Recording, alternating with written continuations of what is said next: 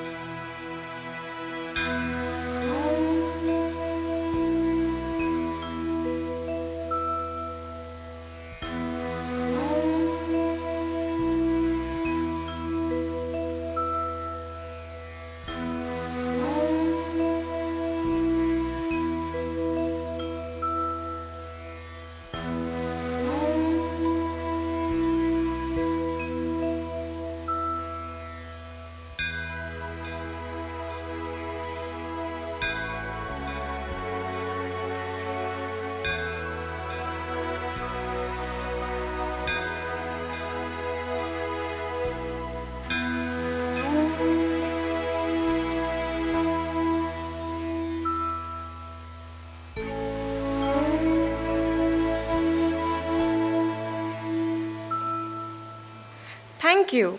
I request inaugural session dignitaries to kindly take their places on the stage.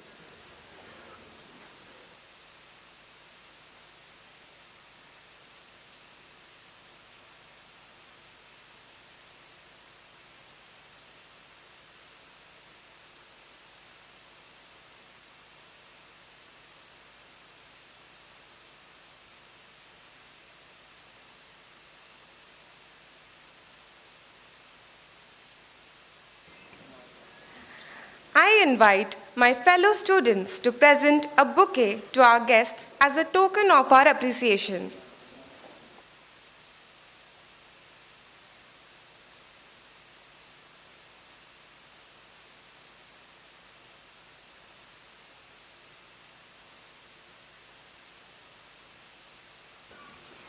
This vibrant part of Bhubaneswar is home to two prestigious universities, Kalinga Institute of Industrial Technology and Kalinga Institute of Social Sciences, both founded by the visionary Professor Dr. Achyuta Samanta, a remarkable social architect, humanitarian, and philanthropist.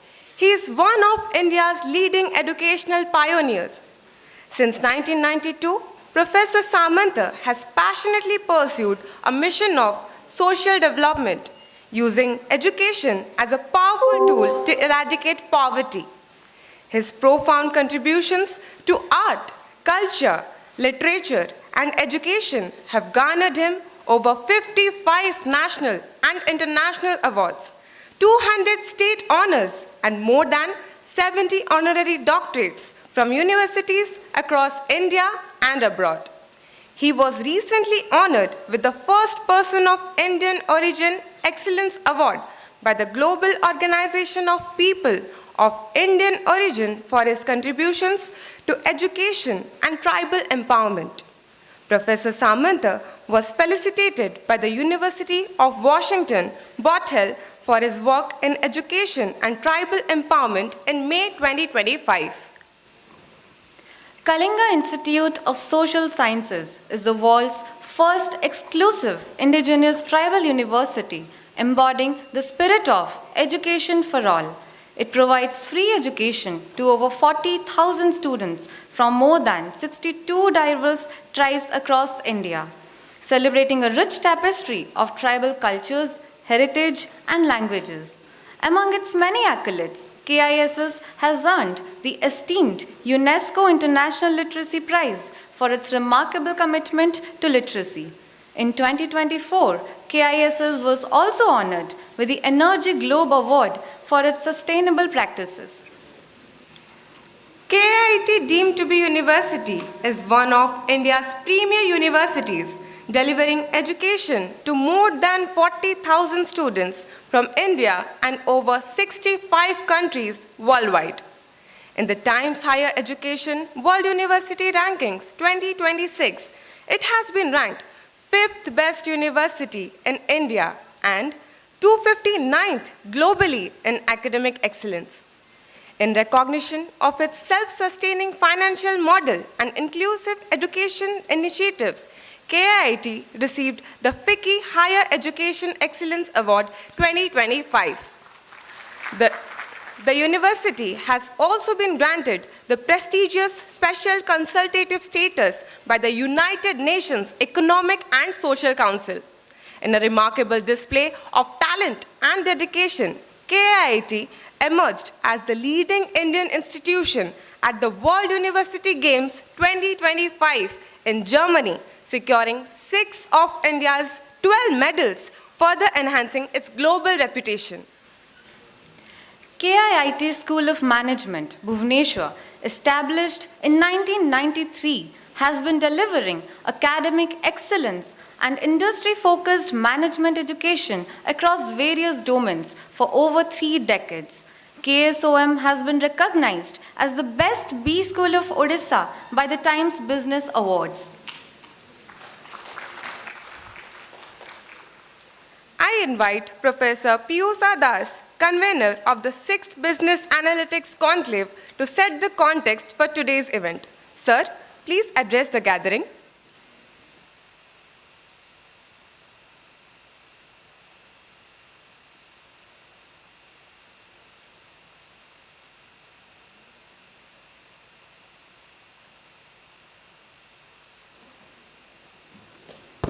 Sorry for that. Honorable Founder, Professor Dr. Achyuta Samanta sir, in absentia. Respected Samir sir, in absentia. On the dais, respected Vice Chancellor, Professor Saranjit Singh sir. Respected keynote speaker, Mr. Sanjeev Agrawal, CEO, MD, Middle East and India, Protivity. Respected Director, KSM, Professor Kumar Mahanti sir. Respected Dean MBA, Professor Arvind Tripathi sir. Respected panelists, workshop speakers, deans, directors, corporate relation and industry engagement leaders, respected colleagues, and my dear students. Today's topic of discussion is Beyond Insights, Driving Business Value Through Prescriptive and Cognitive Analytics. Obviously, we will have a panel discussion on future of decision making, intuition versus algorithm.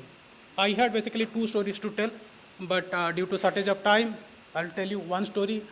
Any one of you know Monty Hall problem? Anyone? Have you heard of the problem called Monty Hall? Okay. Back in 1960, there was a game show. The host will come and ask the participant. There are 3 doors. Okay. There are 3 doors. Behind 2 doors, there are 2 goats. Behind 1 door, there is a car. Okay. Everybody got the picture? There are 3 doors. Behind 2 doors, there are cars. Behind 1 door, behind 2 doors, there are goats, and behind 1 door, there is a car. So it will ask the participant, please choose one of the door. Let's say the participant choose this door. So this door remains closed. Okay. Then another two doors, right? So behind, we do not know which door there is a goat, which door there is a car. Now the game show host knows where the car is, right? So obviously he will open one door behind which there is a goat. Now one door remains open. So there is a goat behind the door, okay? Now there is another door which is closed. So the game show host asks, will you change your decision? Will you change your original decision? If you go by intuition, it looks like a 50-50 chance, right? We need not have to choose our decision. But if you start writing down the probabilities, the algorithm part of it, you'll find that it is always better to change our decision that time. So today's our respected panelists and workshop speakers are going to speak about how the combination of intuition and algorithm is going to help us and obviously help you in your careers in analytics. Thank you so much.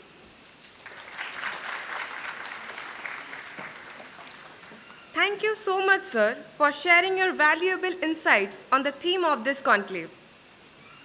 I request Professor Kumar Mahanti, Director, KIIT School of Management, to welcome the guests. I invite you, sir, to deliver the welcome address.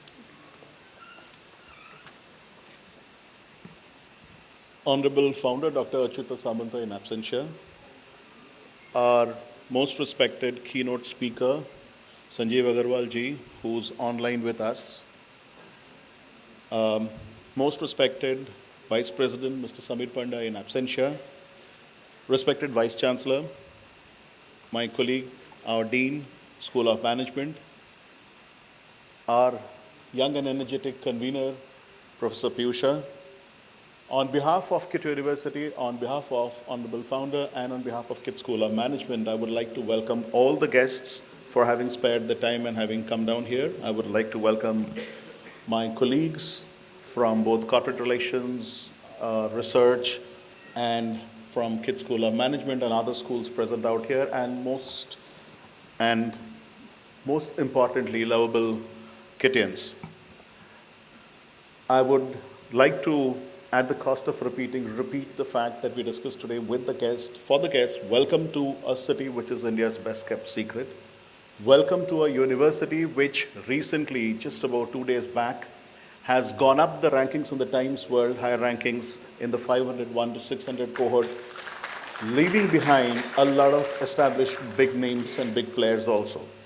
It is not just that, we have also been rated by Times Higher Education World Rankings for 2026 as the 5th best in India. And we happen to be the best in India on two very important parameters which the world is talking about today. We have been rated by Times World Ranking as the best in India in industry integration and in social impact. And much of the success for industry integration, I think on behalf of all of us, we owe it to our Vice Chancellor, Dr. Saranjit Singh, because he was a pioneer who started industry engagement activities in the university, and my colleagues in the industry engagement cell and our professors who've been taking this initiative way ahead. And with respect to social impact, all of us know, students, you're already aware, our faculties are aware, our guests have seen KISS, which houses 30,000 tribal children from kindergarten to post-graduation who are housed free, fed free, educated free, an initiative which the world bows down and comes across and looks at it. This university also boasts of not just more than 27, 28 campuses spread across, but we also boast of having India's biggest velodrome in the country. We boast of the fact that we produce 16 Olympians from this university, and we can very proudly say sports capital, if we say, is Bhubaneswar. Much of the sports activity is concentrated in KIT and KISS. And all these is because of the vision of Honorable Dr. Achyuta Samanta, the founder of KIT and KISS. Obviously, I cannot give an example the way Professor Piyusha has given, but I think way back when I was doing my MBA some 27, 28 years back in XIMB, we used to use only SPSS tools. And this SPSS tools would include a factor analysis, a cluster analysis, a regression analysis maybe, but then that was more to understand based on historical data that is present. We used to analyze, it was more of a post-mortem, data available, do a post-mortem and find out where did we go wrong. But in today's world, whether it is our e-commerce or whether it is any of the Flipkarts, Amazons of the world, they understand us each day, every minute in terms of consumer patterns, in terms of consumer buying behavioral patterns. They use algorithms to predict exactly and at what time will the how, when, where, and why previously, few years back, was based on historical data. Today's when, where, how, and why is based on algorithms, is based on, as the theme says, we have moved from intuition to using algorithms. Today, it is data that speaks. Today, it is data that is in a prescriptive format that speaks. And through the day today, across the panels and across the workshops, we're going to discuss and iterate on this. And I'm sure for the students, it's going to be a worthwhile proposition, and for our faculty colleagues also. In this context, I would also like to welcome all our guests who are here to be part of us in our journey, in our board of studies, in our academic activities as professors of practice, which we will soon reach out to you with respect to you joining us as visiting faculties, maybe as per your convenience. We will definitely come down to you with a proposal on that. And we look forward to a healthy industry-academia contribution. And thank you, the industry folks who are present here, for making us the best and number one in India by the Terms World Ranking. Thank you, professors, my colleagues, and the students. Once again, welcome back. Welcome to this analytics conclave, and we look forward to a great day of great deliberations. Thank you.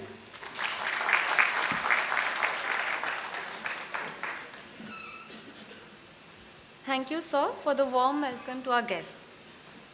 We are fortunate to have Professor Saranjit Singh, Honorable Vice Chancellor of KIIT, deemed to be university, with us today.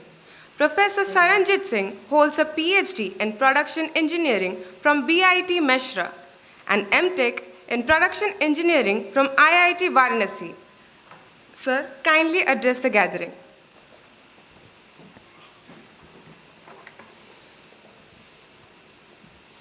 Thank you so very much.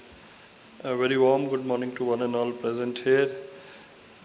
A very honorable chief guest of today's program who will be joining us online and will be delivering the keynote address for the 6th edition of this National Business Analytics Conclave. Very esteemed Mr. Sanjeev Agarwalji, the Managing Director and CEO of Protivity, member firm. And he has some hard stops, and probably I have to speak maybe 5-10 minutes within that, so that he can also do his keynote session, and then we can proceed with the things properly. On the dais, all the three colleagues, Professor Kumar, the esteemed Dean, and then esteemed Professor from School of Management, who is also the convener of this edition of National Business Conclave. Of the dais, all the esteemed dignitaries, members from corporate, the thought leaders who have come here, who will be actually spending time with our young boys and girls here, and will be deliberating, a very, very important area and topics with them. I was just looking into some of those themes of the workshops which has been planned, and it's really, really very exciting. And my fellow colleagues from School of Management, all the senior members who are here, and all the professors, and I have a director research also sitting here along with us, and my industry engagement team members, and especially the students. And in absence, our honorable founder. There was a time when he used to take time from his busy schedule and used to come even for small events like this. Why I say small, though it's a critical event, but for him, he's been engaged in so many activities, and that's why probably as with the passage of time now, he has a confidence that the people who have been groomed by him, we can all take care of the activities. But normally he likes to come to all such events, and we also invite him formally, and while we do the invitation, he always convey, if he's not there, his message and his best wishes for the conclave. So from his side, I thank all the esteemed thought leaders here for this part of this 6th edition of the National Conclave on Business Analytics at School of Management, and also the best wishes to the young boys and girls, especially students from first year School of Management pursuing MBA program, and those who have taken business analytics as the specialization in the second year of the MBA program. I can see, and I have met few people just now in our management room, starting from Mr. Adarsh, Sri Nagesh from IBM, Mr. Raghu Mangaraju from Blend 360 Degree, Mr. Ranjan Pati from BNY, Mr. Sandeepan from Algo, Mr. Sekhar from Tejas Network, Mr. Alok Vij from Hinge Health, and Mr. Sitendu from Tata Motors. I'm sorry if I have missed any. Including all of you, sir, and our chief guest, we have got 8 guests who have been coming here today. And when I look into the the workshop themes, some of the themes are so exciting. I mean, I see one theme where you have talked about human in the loop, the future of collaborative analytics workflows. I don't know, I don't come from this background, but then I could able to understand there is a lot of industry 5.0 where man-machine interface you might be talking in this. And good to see that in the 5th industrial revolution what we are predicting as a part of maybe predictive analysis is that human is again coming at the center of all the activities. And the big picture which you are going to draw will have human at the center. Because there has been in last 10 years when AI was, though AI have been there very much since 1960s in my field, at least in manufacturing I know, we have been teaching AI, we have been talking about application of AI in the form of smart manufacturing since ages. And today, of course, with the development of technology, the cyber physical systems and so on and so forth, many things have come in. And the different platforms which have come in, the capabilities of running large, managing large datas and, the platforms and the programs, they can churn out data in a faster way and you can get more, conducive and more convenient analytics. And it has become more user-friendly also. I mean, the customer experience or the user experience has been very high now. These are the changes, but as a conceptual, part, analytics, or if I visualize analytics being also linked with AI, artificial intelligence, this has been very much in place. But last 10 years has been a journey where IT, information technology, has really made this as a very in technology, as a technology which has been disrupting, all sectors and all spheres of life. We have recently seen how in last at least 2 years it has been disrupting all the industries. I don't know how many of you students, you are all going to be the business leaders very soon when you graduate. You need to know what's been happening around in the marketplace. So you should take a deep dive how AI is actually, becoming a leveling factor, I'll say, where companies or countries like India can actually go back and work on upstream activities of rolling out product companies owned by Indians. And last 3 decades of our, presence in the service industry, probably we can now migrate into GCCs and global capability centers and global growth centers of the world, where the companies can set up their back offices in the form of innovation centers in India, and they can look into pumping employees and task force which are at the, on a scale of, intelligentsia high level, to get certain job done indigenously inside their curriculum as a part of vertical integration.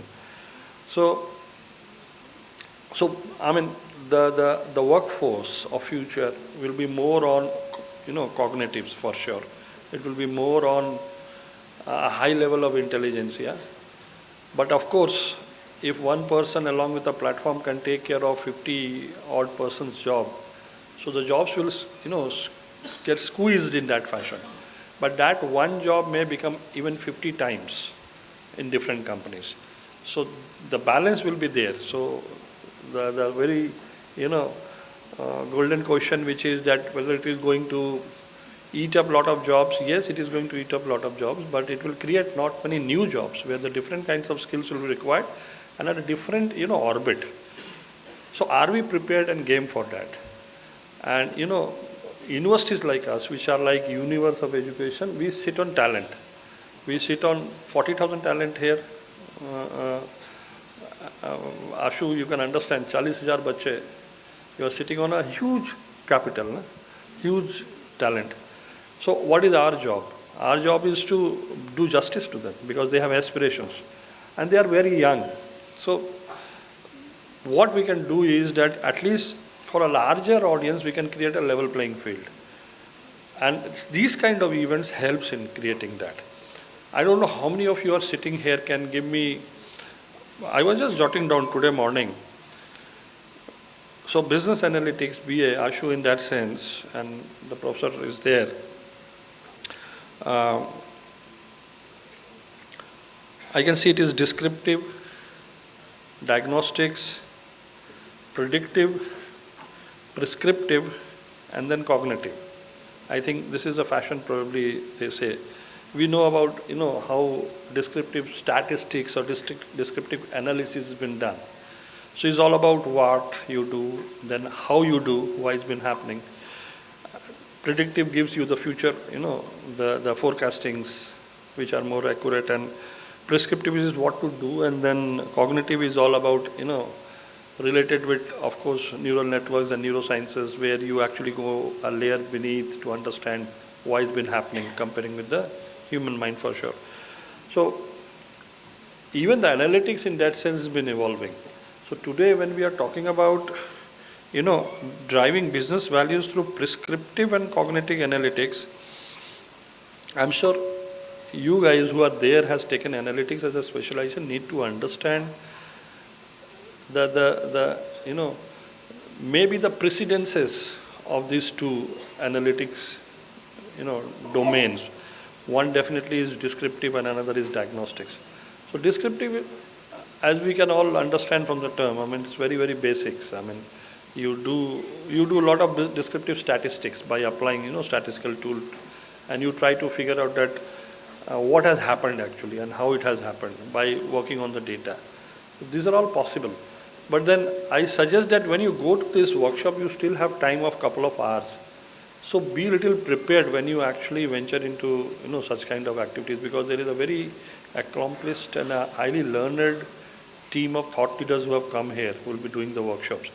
So it is all up to what level you are there to take the insights from them, and then be glued to them, send them LinkedIn invites and be in touch with them and see which platform they are moving, what they are doing, what are the new areas they are following.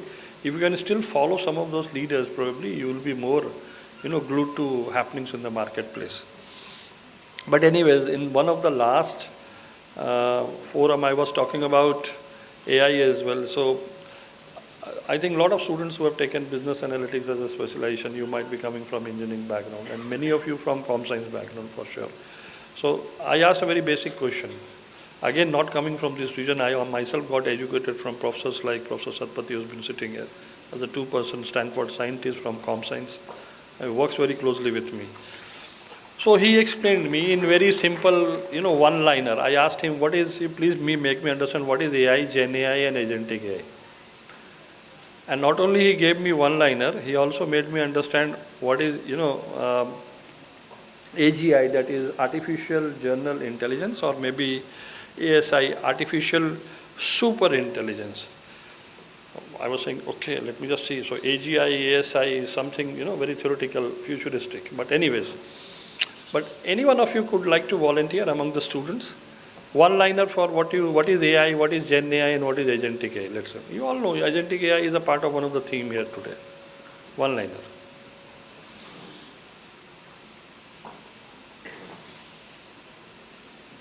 कोई volunteer नहीं करेगा? See, you have people who can recommend you right now here and give you, internships which can lead to PPOs. I think that's one of the way of exciting them. So good that you are back from a long vacation of Dashara. Now you have to be, in the campus, thriving with a lot of energy coming back from your homes. Yeah, there is one. Thank you. Please bataiye bachcha. One with the one liner. We'll keep it a little short and simple. See, you need to hear your friends. Please, may I have your attention? Sir, for AI, as we have been using it in multiple ways, such as Claude and ChatGPT. Sir, it analyzes a simulation and then gives answer based on the data it has been fed on. Whereas agentic AIs are basically chatbots, which analyze human sentiments and then based on the emotions, they kind of come up with circumstantial responses, which can be or cannot be ideal to our expectations. For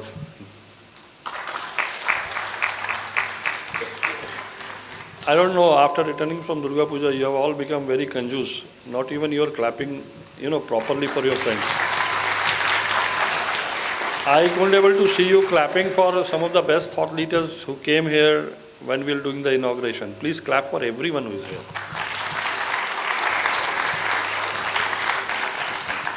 Thank you so much. Thank you so much. See, for me, what he made me understood and I went through, okay, so what I could able to get to understand is when you don't generate your data, it is what, very primitive AI, what we have been talking about. So when whatever data has been fed, you use, and you were calling it, playing around with it is AI. If I'm wrong, please do correct me, sir. But then generative AI is something which they generate their own data as well.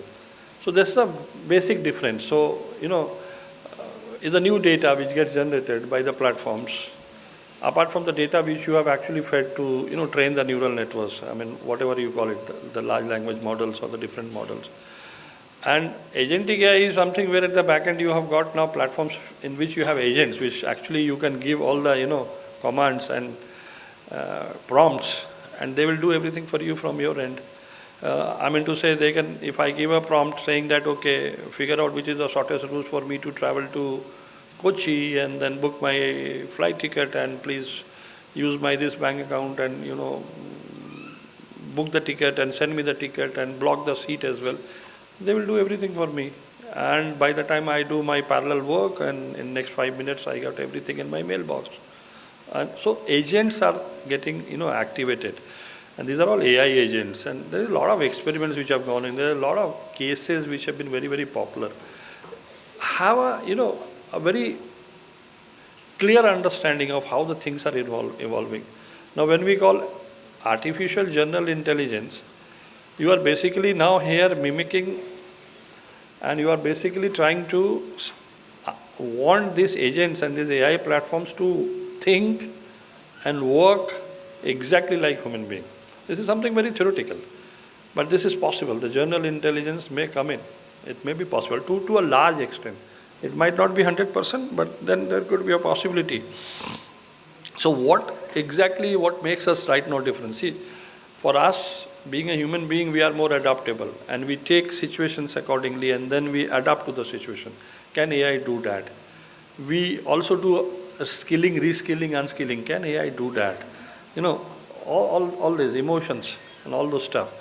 And then super intelligence is where we are thinking of them exceeding the capabilities of human being, which is also possible in your future, which is going to be there. So these are some discussions which have been very much there. And why I'm saying you, because you are going to live in a very, very, disruptive world where the technology and the pace of the change of technology will be so high that you have to keep on learning and learning.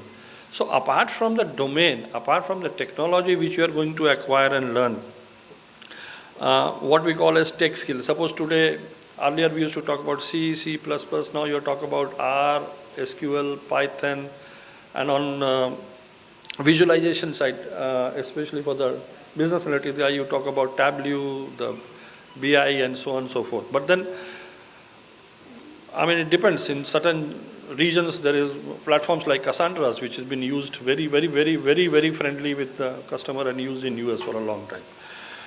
But then, this is one part, and this is only 5% of you. I always tell my students, so I'll close it in next 2 minutes. The 90% or 95% is your, minus domain, and which is basically your attitude. Attitude means, for me to understand here, is not Salman Khan's attitude. Attitude here, I am to say, is which also includes your aptitude. And it includes your soft skills, it includes your life skills, it includes your articulation skills. Can you connect those dots? Can you solve the business problems? Can you add value in a system? And how you will talk to the customers, how you will talk to the customers from Fortune 500 companies, and even can you learn in the college time. So there is one very important, keyword which has been, bothering me, or probably I'm just doing a little research in last 5-6 days. What we call as contextual intelligence. I have just written it down as well. And I was sitting in the airport a couple of days back, and I was trying to use all those, AI platforms. So you understand the context, and then you experience the context, and it's a little beyond experiential learning, where you bring in, not only cognitives, even beyond cognitives, your neurosciences also in place. So, cognitives is something on one side, but neuro talks more about that, whys are also answered.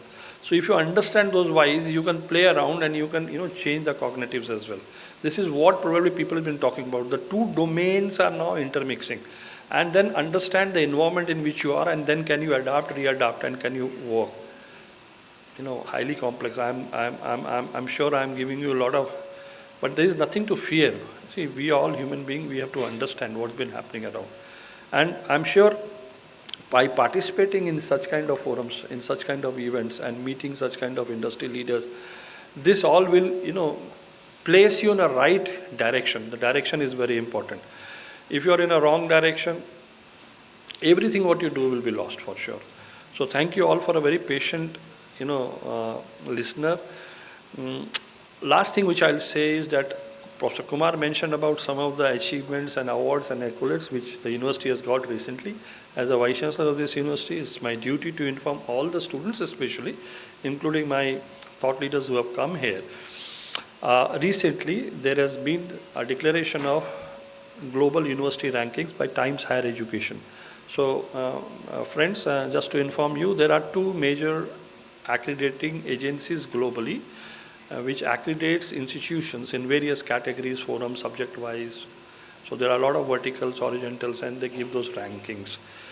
The most original and primitive, or the earlier one, was Times Higher Education, which is basically a body in UK, and the people are majorly from, House of Lords and so on and so forth, and a lot of people from industry, especially from consulting world. They are a part of the board. And later on, there was a fallout team and a group from this, which was known as QS ranking. So there are two rankings in the worldwide. Recently, Times Higher Education ranking has come in. So we have just got the global rankings of the university. From India, more than 200 universities participated, and globally more than almost 20,000 universities participated.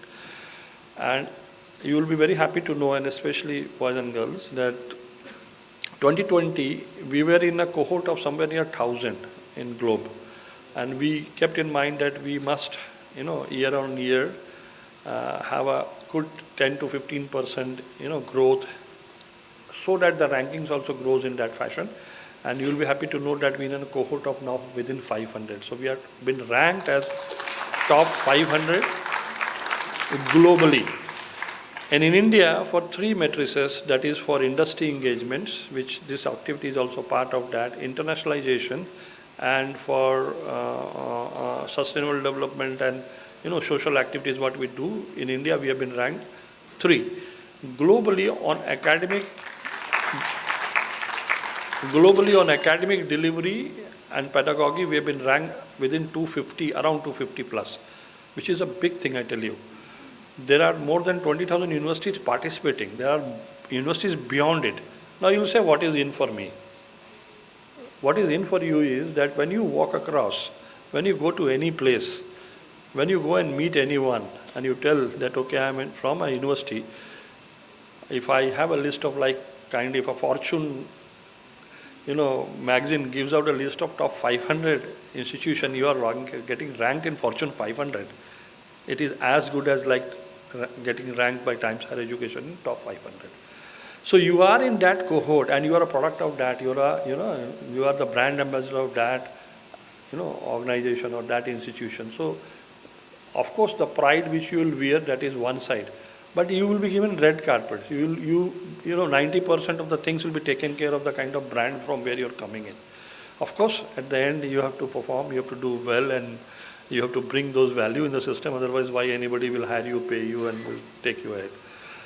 Apart from that, there is one another achievement which has happened. So I was in Delhi for that. So we were participating in FICCI Awards.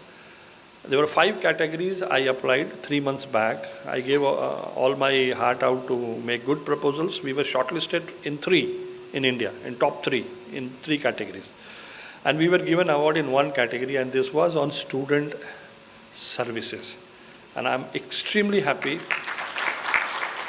that the jury, which basically comprised of, the best of the who's who from academia and industry, they have scanned almost all universities in India, and they have given us a campus which is the most student-friendly and which enables students from all perspectives to make them global citizen, and that award was been bestowed to us. And this goes to all of you. So thank you all.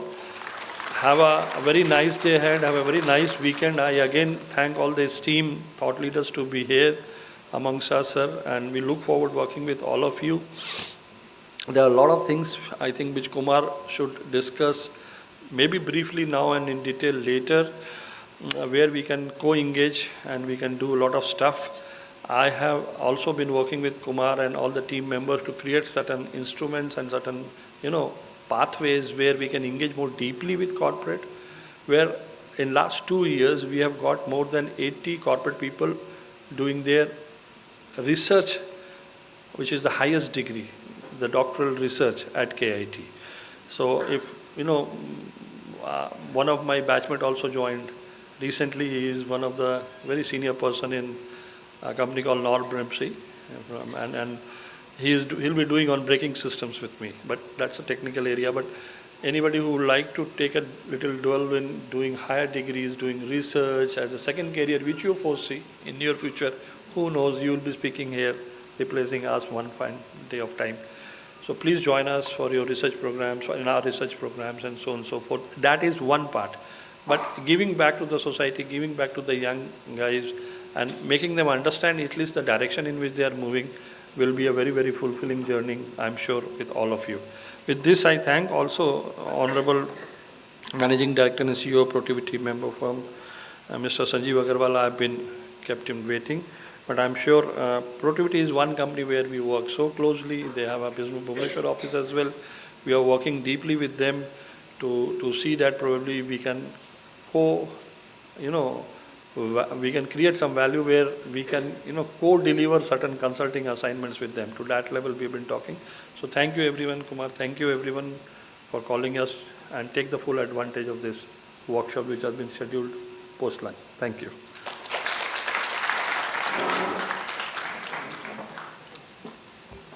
Thank you, sir, for your insightful words.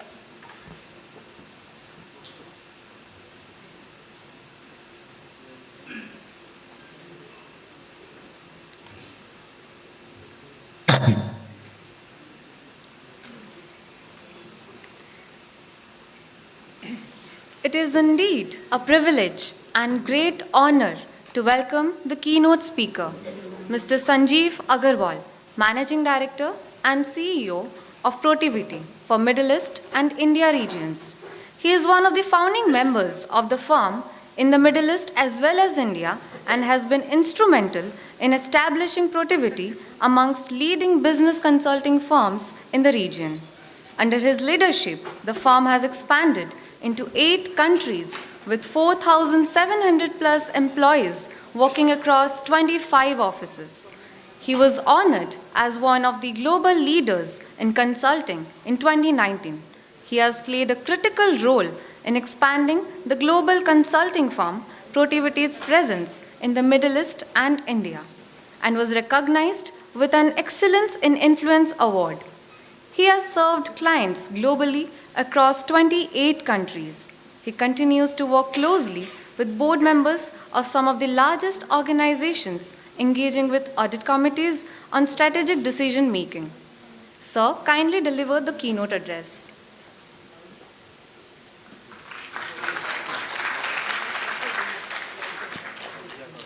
Good morning.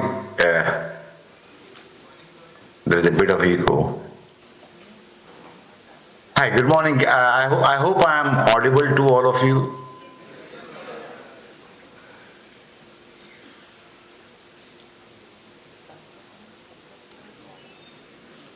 Is my voice clear?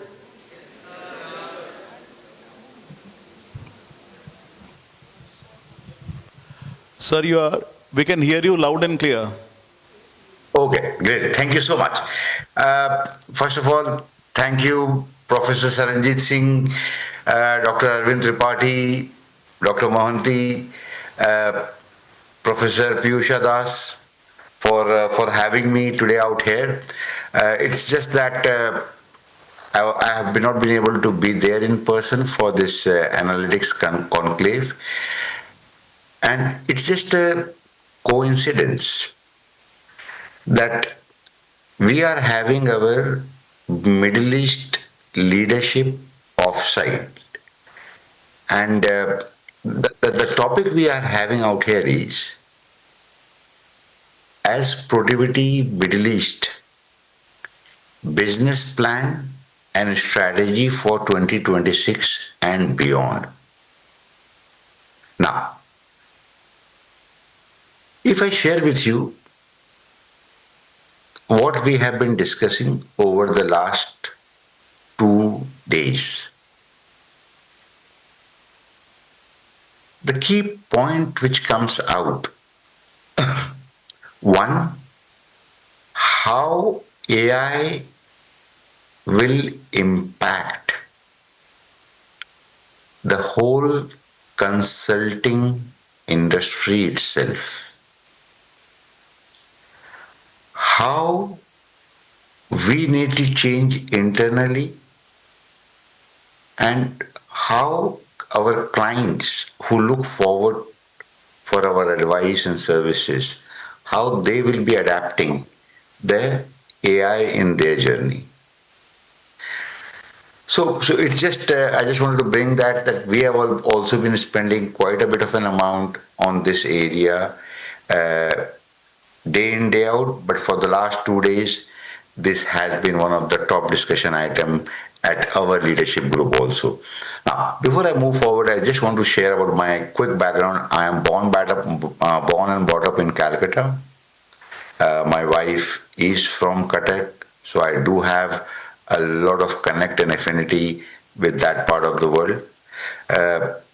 Also, congratulations to KIT for all the accolades they have achieved. And I had the privilege to meet Dr. Samantha a year and a half ago when I visited KITS. I went around the whole facility. And other than the great work which is being done in educating, or means on the educational front, the thing which really impressed me, the social impact which the whole initiative creates. And I don't think so there can be any parallel around it.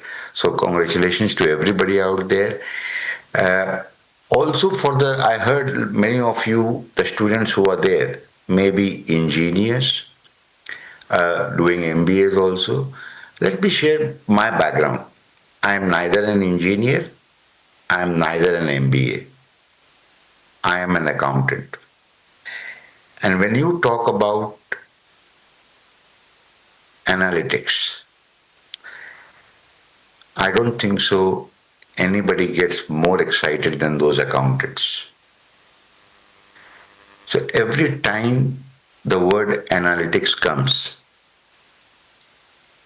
we see a ray of hope, a totally new dimension to look at things, interpret, analyze, and I can only tell you that the limit is your imagination. The value which any data can provide is beyond our comprehension. With AI coming in, things just gets accelerated, and also you are able to drive much more better business insights which will help in the decision making. So as I move forward, let me put some thoughts which is very linked with the theme of this conclave, which is beyond insights, driving business value through prescriptive and cognitive analytics. Now, without getting into the terminology, what I can say that in today's time, where artificial intelligence has taken a center stage. Everybody talks about artificial intelligence. Everybody in our organization talks about it. We also have a lot of young talent who comes out of college to our offices. They are passionate about it. It is discussed at all the levels, at all the corporates, all board levels. So it is not that it is being only taught in the school. Even we impart some trainings where even the board members of the largest corporates want to understand how they can use Copilot, how they can use AI. So that is worldwide, or I can say a wide phenomena all across the society or the organization. Now, this theme is not about just evolution of analytics, but it is evolution of each one of us, each one of you. As a student, that is what we need to keep in mind. You all are the next generation of thinkers, analysts, and the leaders. The message which I am giving you is the same message which I keep on talking to the young people, colleagues in my organization also. And we have a large number of people at that who comes out of colleges. So keep in mind, all these technologies are not to be feared of, but made friend and taken the advantage to get us doing things in a much faster and better manner. Just to share with you, when I started my career with ENY, and that too way back in 1996, that time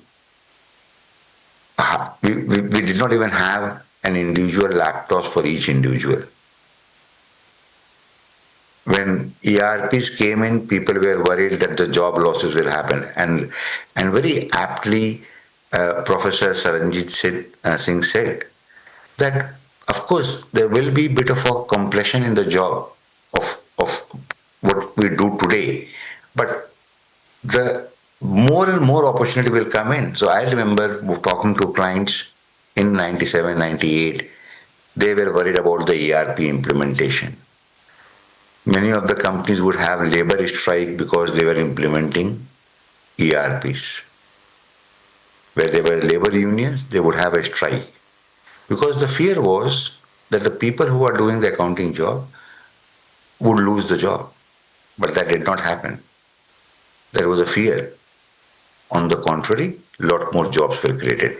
So Professor Saranjit, I fully agree with you. There may be some compression which may happen on a type of role, but overall, I'm pretty confident that a lot more job will be created, and we as individuals should be ready and equip ourselves, learn, relearn, unlearn, to make sure we fit for that requirement which exists at this point of time.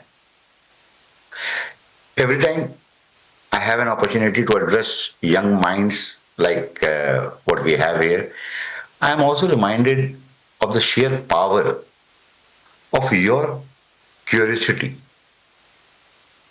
It's your curiosity that has brought analytics from a simple dashboard to today's exceptional cognitive systems.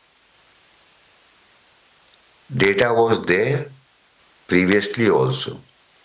Data is there today also. It is the same data. But how we capture, how we analyze, and how we use it in our business decision making process is what matters.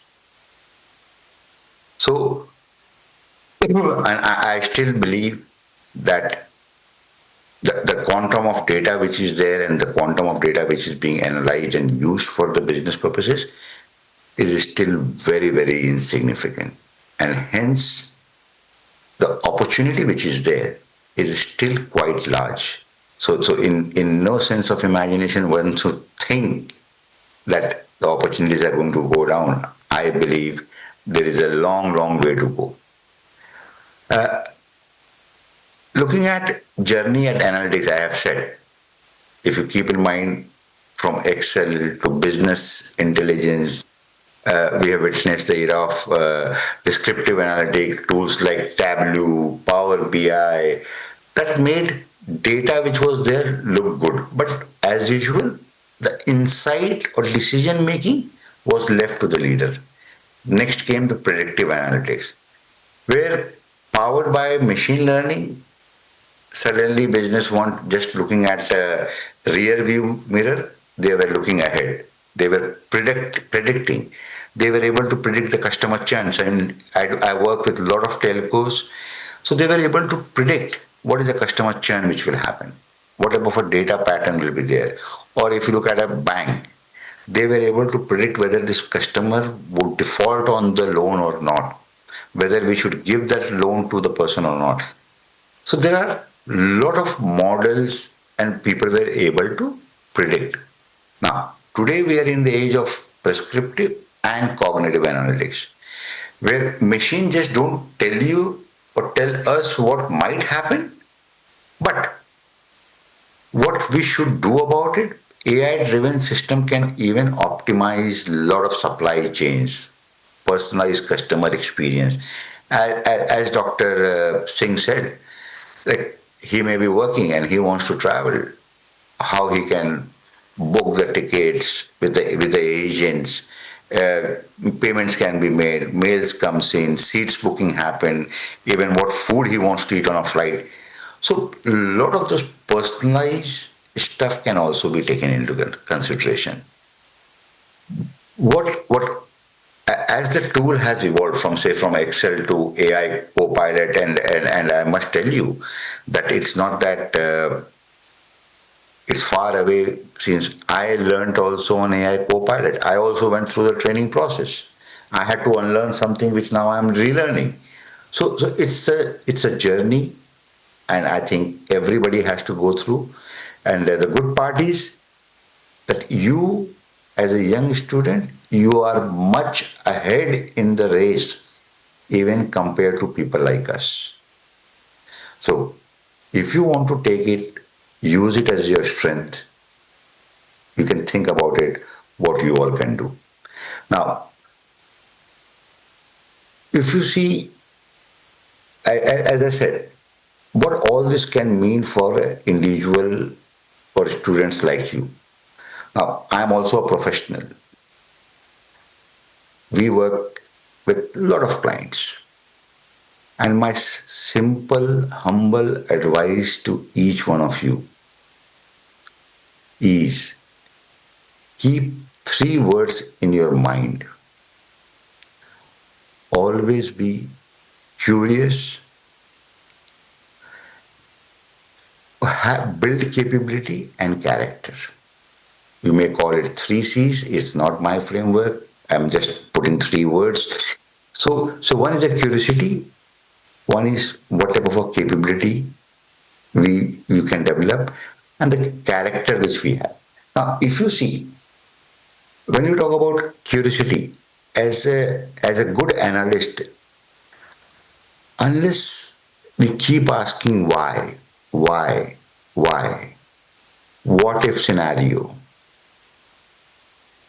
The seniors in the organization may never get that comfort. So even when a finance person comes to me with one scenario, I may have, after looking at the data, I may have 10 more questions. Now, whether the person who brings the data to me has thought through is eventually going to give me the confidence of what the person is proposing to me. What I mean to say is that if somebody has done the homework properly, looking at the data, why, what, if, how, and comes with a solution, then the discussions are much easier, and the person who brings that point of view is much more valued. So, as a student, never allow to kill your curiosity. That is what will define you. Now comes on the job part.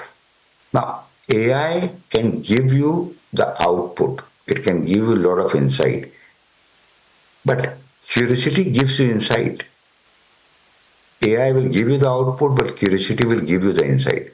So keep thinking about it. Keep, as a brain also, keep learning new models every day. And remember, if you have the curiosity, that will turn you from a plain vanilla analyst to a storyteller. The best insights aren't the ones that sits in a PowerPoint, but the ones which narrates a story and inspire action. So that is one of the messages I would leave with you as we move forward. Now, if I look at the character part of it, and as analytics and AI become pervasive, a lot of ethical consideration will matter, and that will matter on the scale of transparency, fairness, accountability. Because when we start taking a lot of those decisions based on the analytics and AI, if there is any incorrect thing going into it, it can really create havoc around us. And that is what also we need to always keep in mind. One of the risks which we also see, that how incorrect data can result, or incorrect analysis of a data can result in serious business impacts, social impacts. And that is what also one should be mindful of as we try to champion on the analytics side and using AI. But never forget that unless the correctness of the data is also ensured, that will also be a bigger risk. As an organization like ours, and I'm sure a lot of large organizations also are grappling with this issue, is when all these platforms are coming in, where people are able to post their data, organizational data, who gets hold of it, how the confidentiality is maintained, a lot of security issues which may crop up. So that is one of the things which we also need to keep in mind, that with a lot of these new things coming up, there is a huge risk which also opens up as far as the cyber security perspective. And I can tell you that there is no organization currently in this universe which doesn't have a sleepless night. So as a young students, as you all qualify, as you go out, join an organization, only request will be don't be reckless in using the information data which you may have. And that is something which more and more organizations are controlling it, making sure that the restrictions are much, much higher compared to what it was there in the olden days when I started my career. So today I can tell you the people what they can do within the system, within the organization as far as the data is concerned, or even the emails are concerned, are much more restrictive. So with all these new technologies coming in, new platforms coming in, there are different types of risks which are there. People who are able to balance the two, able to continue to pursue their aspirations, learning on AI, analytics, and all those things, but making sure not exposing the organization to any risk is equally important. And that is something which everybody should keep in mind. And there cannot be two thoughts around that. Moving on, I think to me, the future of analytics is not machine replacing businesses or human, but human augmented by machines. And that is what I keep telling my people, because this is the same question I keep receiving in my organization also, as we have 4,700 people. So you can imagine, and we keep expanding. So people are also worried. And also, cognitive systems can process millions of variables. But in my view, they lack empathy, and or they lack ethics, or they may lack creativity, and that's what makes us human. So that's what we can always take away from all the changes around us, that we have a mind, we have a heart, we have empathy, we have integrity. A lot of those things would truly differentiate from the challenges which all these technologies may bring in the future. The winning professionals, and if you want to be in a professional, whether you are working with any industry or a professional consulting firm, will be the winning professional will be those who use machine to scale their imagination, not replace it. So that's what again I repeat. Use machine to scale their imagination, not trying to replace it. Think of AI as your co-pilot. It can suggest, summarize, stimulate, but it's you who must decide and prioritize and lead, not that AI piece. When prescriptive analytic and cognitive compound computing meet human curiosity, extraordinary value is unlocked, and analytics is no longer limited to IT or data science. So whether you take a role in marketing, HR, operations, finance, any area within the organization where you may go, understanding the data is becoming fundamental as knowledge how to read and write. So just keep this in mind, that unless we know the data, know how to analyze, its impacts on the businesses or the processes. If we don't have that, of course, it will be a difficult journey for anybody of us employed in any organization around the universe. So keep that in mind. And when I'm talking, we have a lot of other trees out there, also our professors out there. Even if you look at, I'm pretty sure that they may be using a lot of analytics even to run the whole university.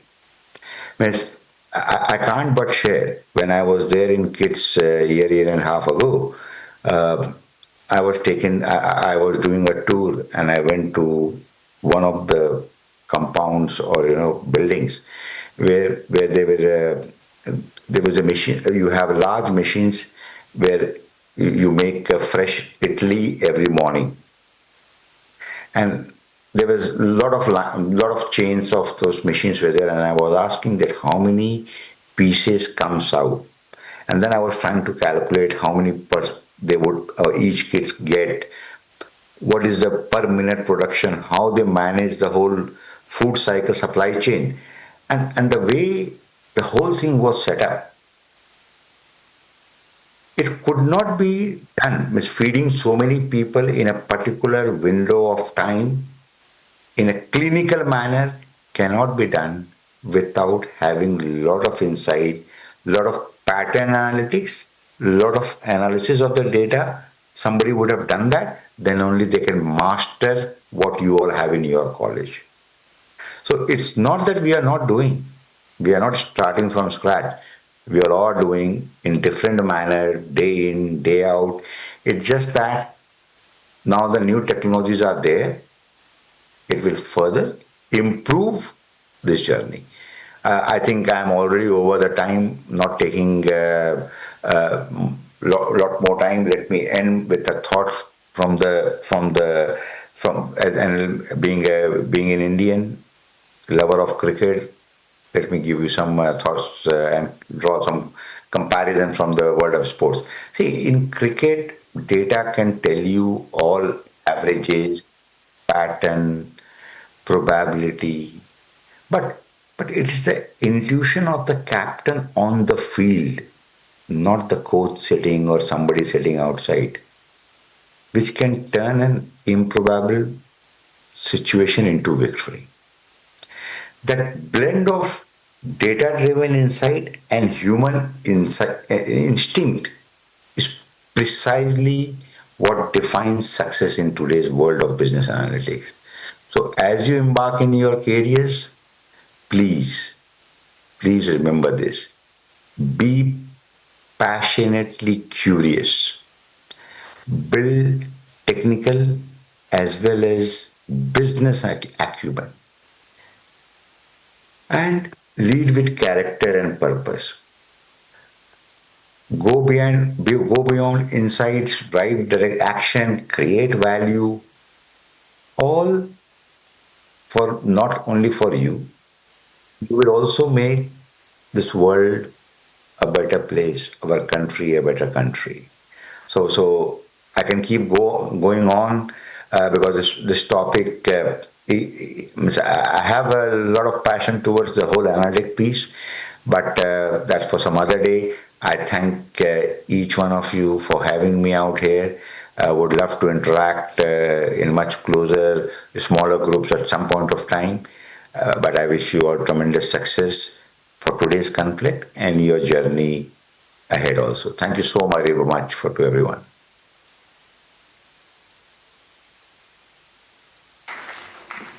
Now we request our esteemed Professor, Director Kumar Mahanti Sir, to say a word of thanks to our esteemed keynote speaker. At the very outset, Sanjeev sir, thank you so very much for agreeing to come down. I remember we had a small meeting with Sanjeev sir a few days back. And on that, let me say, sir, Dr. Singh, our Vice Chancellor sitting out here, and me have actually discussed out a lot of plan of action, which we will again take it up separately with you. We are more than eager, and I have the approval of the Vice Chancellor who's here to partner with Protiviti in a lot of areas. But I must also say, sir, a lot of things that I have been noting down like a student myself from your speech. From the 3 C's that you talked about, character, capability, and curiosity, I think for the students, this is something which is a must for all of you to follow. And for us as professors and decision makers also, these 3 things translate into success very much. Thank you so very much for saying that we need to move beyond dashboards, and definitely, sir, we have moved beyond dashboards. But more importantly, what we teach in classes, from what and why to the how aspect of it, and that how aspect of it is where analytics plays a big role. You nicely put it across. Data was there, data is there, but how we use the data to predict is more important, and how we use data to predict more accurately, again, is something that depends on human intuition and the human cognitive value. The other aspect of is use analytics not for insight, but for impact. I think very aptly said, sir, the impact that we create.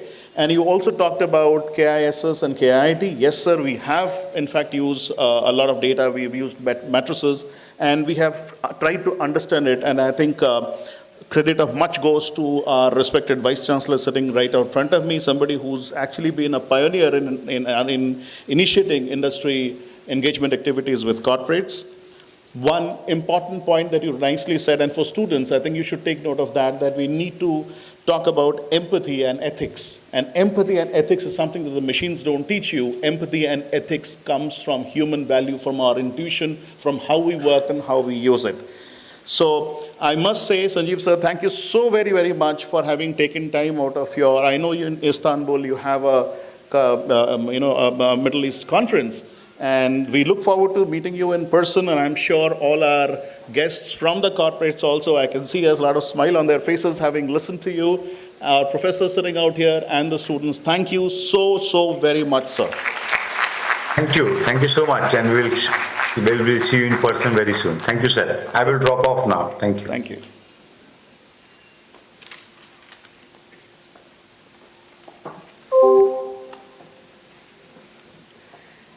As part of the conclave, we organized an online business analytics simulation game, Stadium Tycoon, where undergraduate and postgraduate students applied their analytical skills to make predictions. The game was designed and developed by Team Optics, the Operations and Analytics Club of KSOM. The competition was a huge success with 100+ teams participating from across India, including students from institutions such as IIMs, IITs, NITs, and other top B schools. The winners of the competition are: The second runner-up is Team XYZ, represented by Nilesh Jain and Simran Rai from KIIT University. The first runner-up is Team Helites, represented by Chirag Arora and Supan Kumar from IIM Lucknow. And the winner is Team UCP, represented by Ankur Sonar, Aman Rastogi, and Prateek Suresh from IIM Jammu. Please give a huge round of applause for the winners. Before we continue, let's sit back and enjoy the conclave video.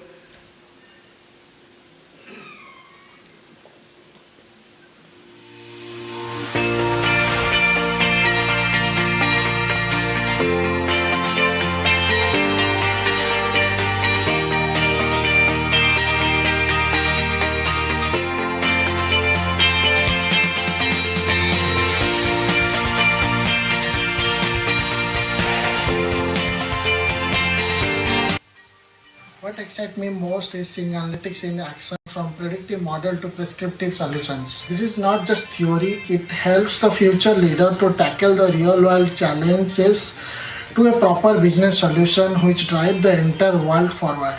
An insight without action is just an observation. The real goal is the power of predictive analytics. It's the shift from predicting an outcome to automatically telling us the single best action we must take to optimize that outcome. Analytics isn't just numbers, it's about impact, insights, and action. Seeing how predictive models and decision frameworks guide real business choices motivates us to develop skills that will shape our careers and prepare us for leadership in this data-driven world. It's incredible to see how our data becomes a strategy. Learning visualization techniques, forecasting methods, and real-world case applications makes complex problems easier to tackle and inspire us to think like future business leaders.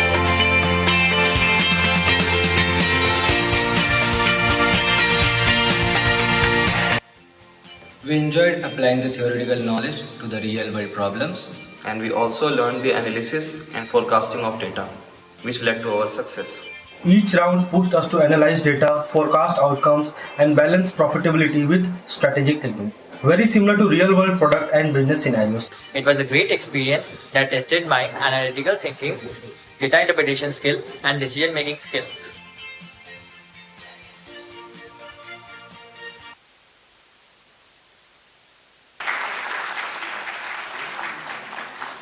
Hope you all liked it. I request Professor Saranjit Singh, Professor Kumar Mahanti, and Professor Arvind Tripathi to felicitate the guests. I also request Piyusa sir to please felicitate the guests along with the dignitaries.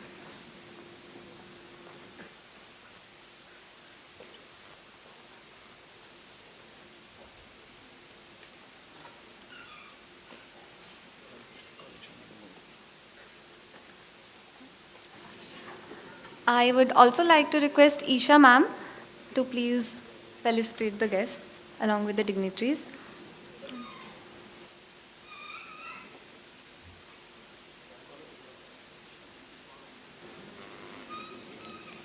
We will be calling the guests in the alphabetical order.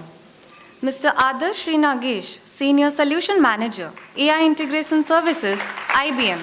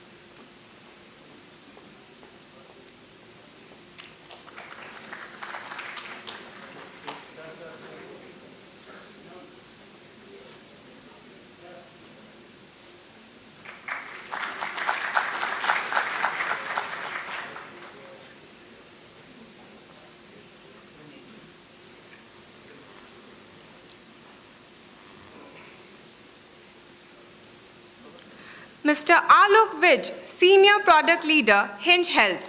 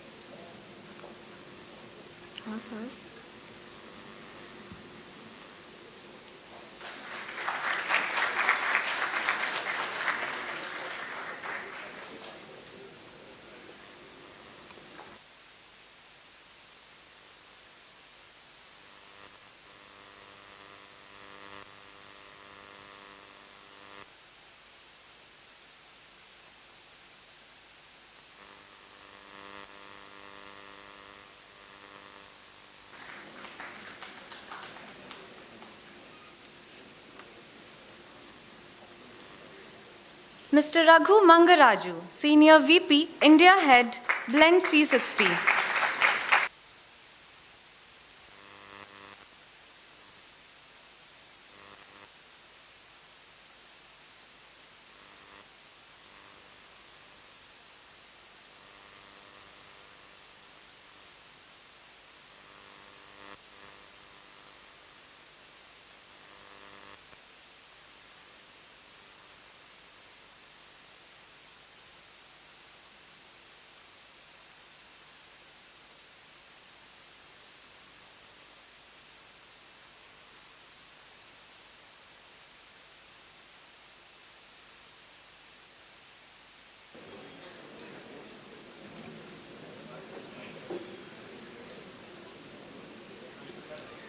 Mr. Ranjan Pati, Senior Director, BNY Mellon.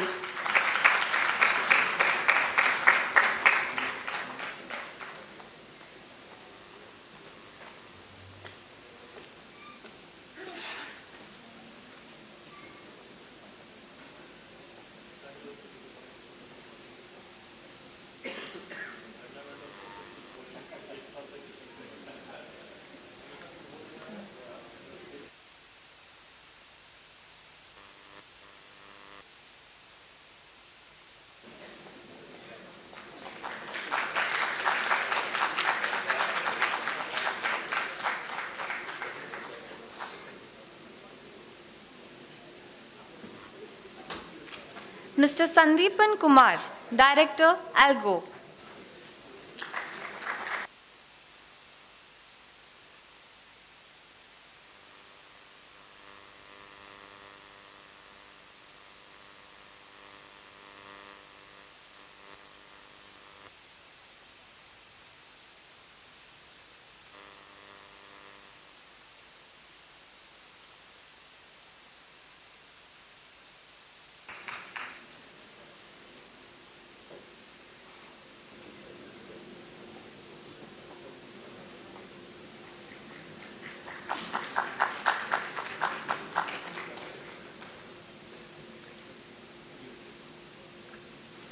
Mr. Shekhar HMP, Chief Mentor and Director, Tejas Network.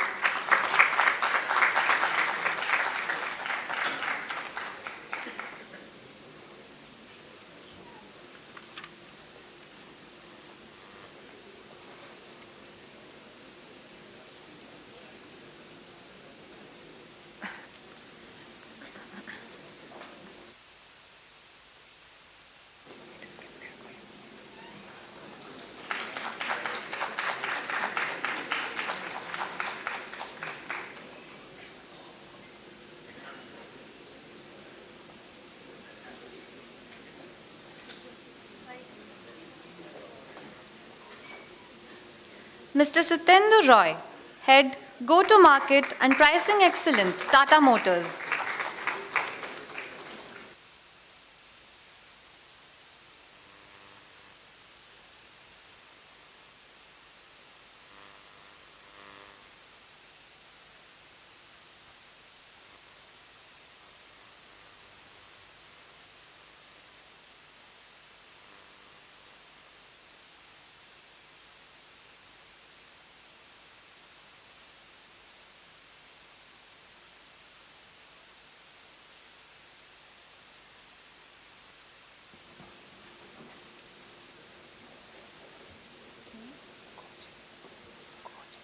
Thank you so much, dignitaries and guests.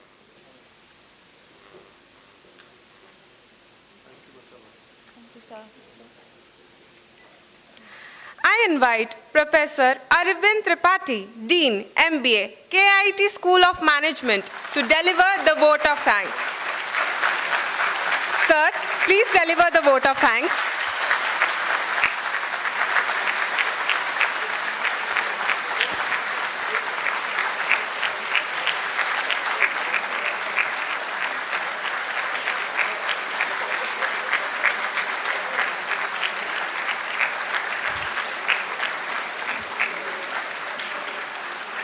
Good morning to one and all, distinguished guests of the dais, esteemed Vice Chancellor Sir, Dr. Saranjit Singh, esteemed Director Sir Kumar Manti, our keynote speaker Mr. Agarwal in absentia, and to all the galaxy of corporate guests who have honored us in their presence here. I extend not only a welcome but also would like to express my deep gratitude for your presence today. Before I read out my note of words of gratitude, I would like to express right from the word go, where we had to go through a kind of contest setting by our convener, Mr. Piyusha Das, Professor Piyusha Das, who dovetailed into the topic which is so critical in today's journey for an MBA, for a budding MBA, to carve out a niche in the corporate sector. Not only did he give us a story to start out to ponder about how to interpret data, the importance of data, but going details into how to unravel what could be the possible implications going forward.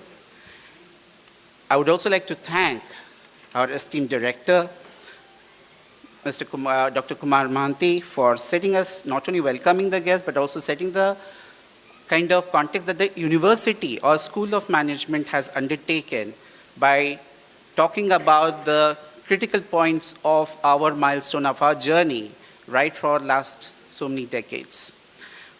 Obviously, he has dovetailed about the kind of the unique rankings that we have come across recently, the kind of benchmarks that we have set for ourselves, and creating an ecosystem of learning for the students at large.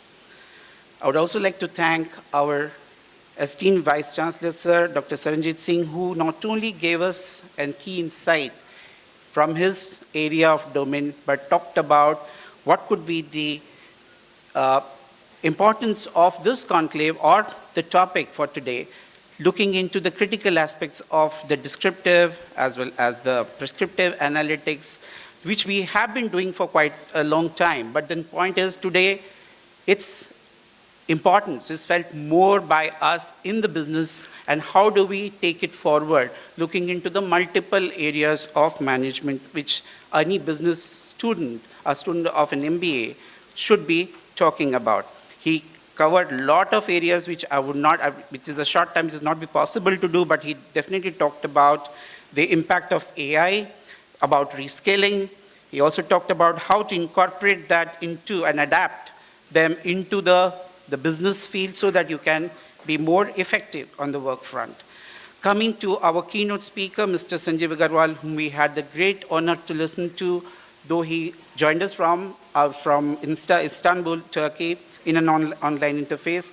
Director Sir has already conveyed what are the key factors that he talked about, but just to sum it up, just to reinforce, he talked about how to blend not only the insights that we get, but also with the business acumen, with these three mantras, the three C's that he talked about, making curiosity work, because curiosity is what is going to dovetail into making the data interpretable in a manner.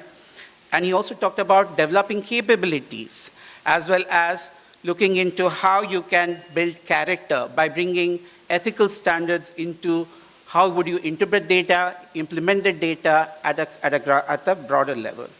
I would also like to thank all my colleagues, my faculty colleagues, just to mention Mr.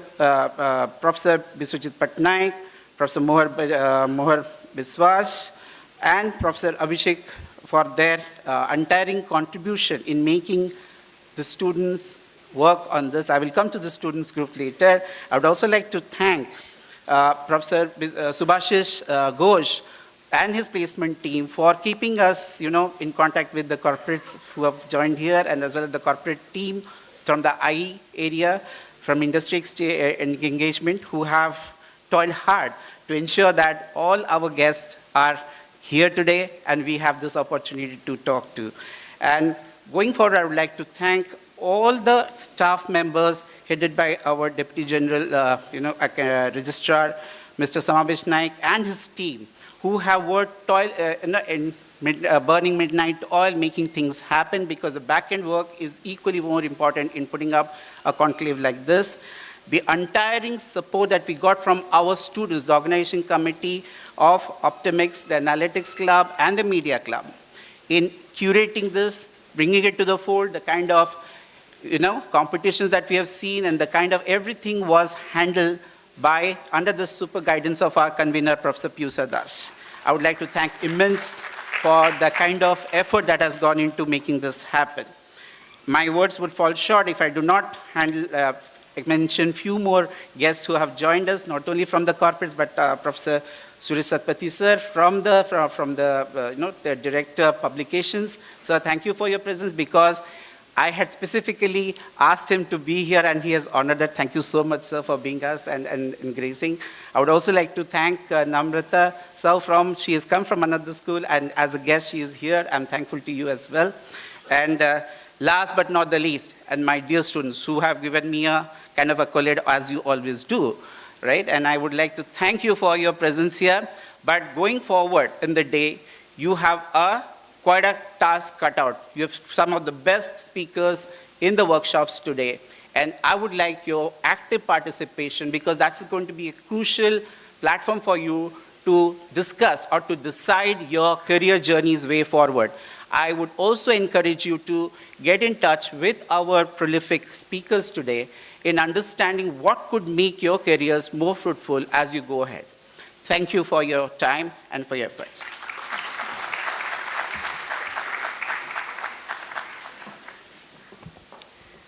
Thank you, sir.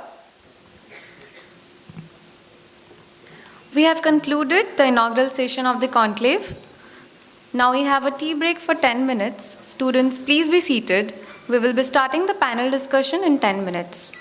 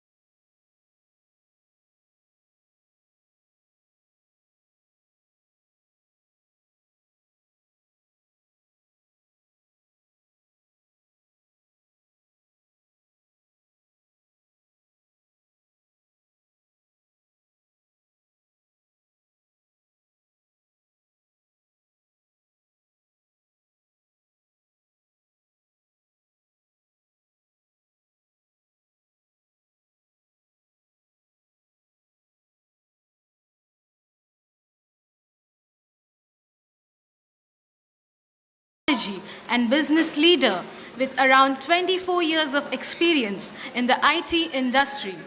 He is currently working as Senior Vice President and Head of India Delivery Center at Blend 360 India, a leading AI consulting company.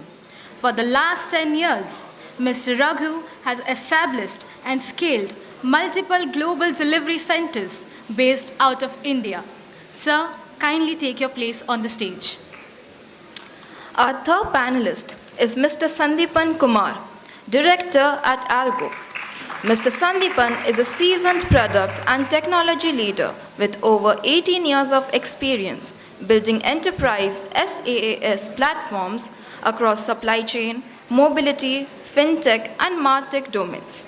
He has led key initiatives at Ola, Paytm, Oracle, ClearTax, and Jio, driving AI-led innovation and operational excellence. Beyond corporate roles, he mentors startups at IIM Bangalore, advises on AI strategy, and teaches data. Sir, kindly take your place on the stage. Our fourth panelist is Mr. Shekhar HMP, Chief Mentor and Director at Tejas Networks. Mr. Shekhar is a distinguished professional with over 28 years of experience across IT products, services, and academic sectors. He has worked with leading organizations such as Infosys, PSI Data Systems, IP Softamalia, and Tejas Networks. His expertise spans across talent supply chain management, learning and development, and AI application in talent management. Sir, kindly take your place on the stage. The moderator of this panel is Mr. Ranjan Pati, Senior Director at BNY Mellon. Mr. Ranjan is the engineering lead in enterprise custody services at BNY, bringing over 20 years of experience in the global securities industry. Based in Pune, he holds a BE in computer science from NIT Trichy and has previously spent 14 years at JP Morgan. His vast expertise and leadership reflect a strong commitment to innovation and excellence in financial technology. Sir, kindly take your place on the stage. Sir, kindly take over the session.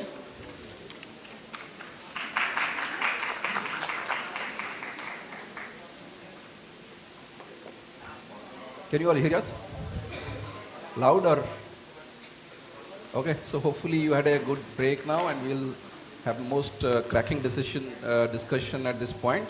So welcome to this panel discussion, the future of decision making in algorithms versus human. Okay, I'm very happy and proud to be back in the campus. I was here last year and in a different form as a campus recruitment program, and this is great to see that to be back into this forum here to start the discussion. Now, first of all, I would like to congratulate the faculty, our Vice Chancellor, and everybody here who is part of the KEET family in terms of all the accolades and the recognition that they've received from the various industry forums. But obviously, this takes a lot of work, and I really a lot of work goes behind all this recognition. I really congratulate all of you for this, and I really want to thank all of you for having us here for this discussion.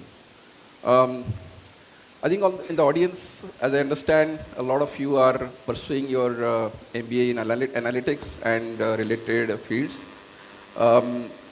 So again, when I see all of you, I really see you as leaders for tomorrow. How you'll use data and AI and shape the decision making for tomorrow. And back to the discussion. So again, we had the introduction for the panelists, so I'll quickly jump into the session. But can you play a quick video before that?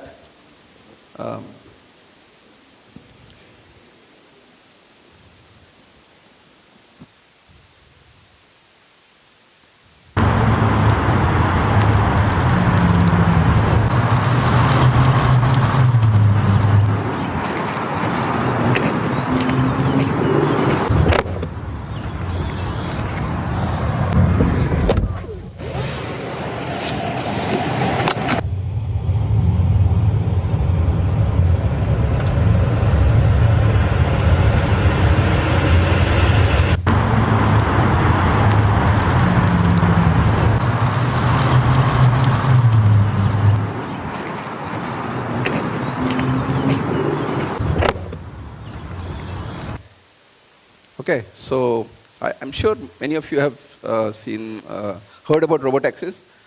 How many of you have heard about robotaxis? Okay, it's very aware, students. How many of you are comfortable to get into a car without a driver? Okay, not many, some of you. So this is basically the context of our discussion today. We are going to look at how human and algorithms, the trust factor is here, like do I trust a car which doesn't have a human driver, which algorithm is driving the car. So that's what we'll look at. We'll look at some of the benefits and pitfalls of algorithms versus human. We'll look at some of the challenges with that, and that's where I have all the panelists with me, so we'll do that discussion. We'll do this in three rounds. The first round we'll look at some of the plus and minus, some of the benefits of human versus algorithms. Second, we'll look at some of the practical applications and challenges with it. And last but not the least, the last round, we'll look at the crystal ball in terms of future, some of the discussions that we had just now. We'll look at how the future holds for algorithms, right? So we'll get started. Just give me 1 second. Let me look at my notes for the questions. Okay. So first, what we'll do is obviously after first round, we'll open up for 1 or 2 questions, and then we'll again go back to the panelists. So in terms of strengths and limitations, I will start with Shekhar. I know how many of you have heard about the Bharat telecom stack? Anybody has heard about it? Anybody has known about the Prime Minister coming to Odisha and launching the 4G BSNL? How many of you have heard that news? Oh, quite a bit, right? So it's a very proud moment for all of us in India. And Shekhar over here, Mr. Shekhar over here is working in Tejas Networks. And he's actually one of the core drivers of that whole Bharat telecom stack. So congratulations and good to have you here, Shekhar. So quick question for you. In terms of telecom, right? What is the role of algorithms in terms of analytics and AI in some of the core applications? And does a human element be part of that interaction? Okay, so from the morning, the discussions went on saying that the AI is everywhere.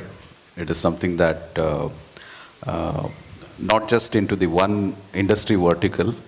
So being part of telecom, usually people would agree that the telecom is a very conventional kind of an area working on very specific core products. And accepting the AI into the telecom was something that most organizations would go very slow. And even to be very frank, Tejas has a very good thought process on how the AI can be looked into the telecom.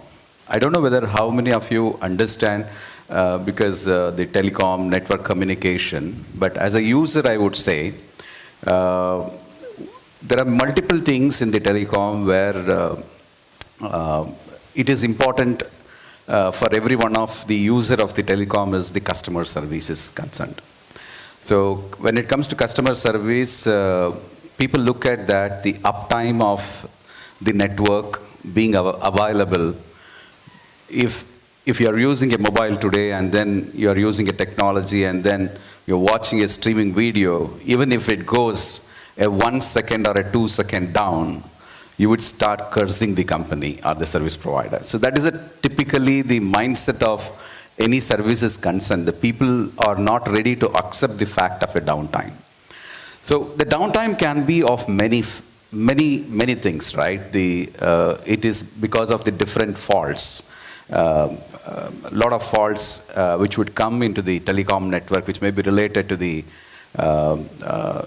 network fault, congestion, which may occur in the network, or the packet losses may occur in the network, or it may be related to your hardware failure somewhere down the line in the network, or it may be related to something, a misconfiguration, something has been done as part of it.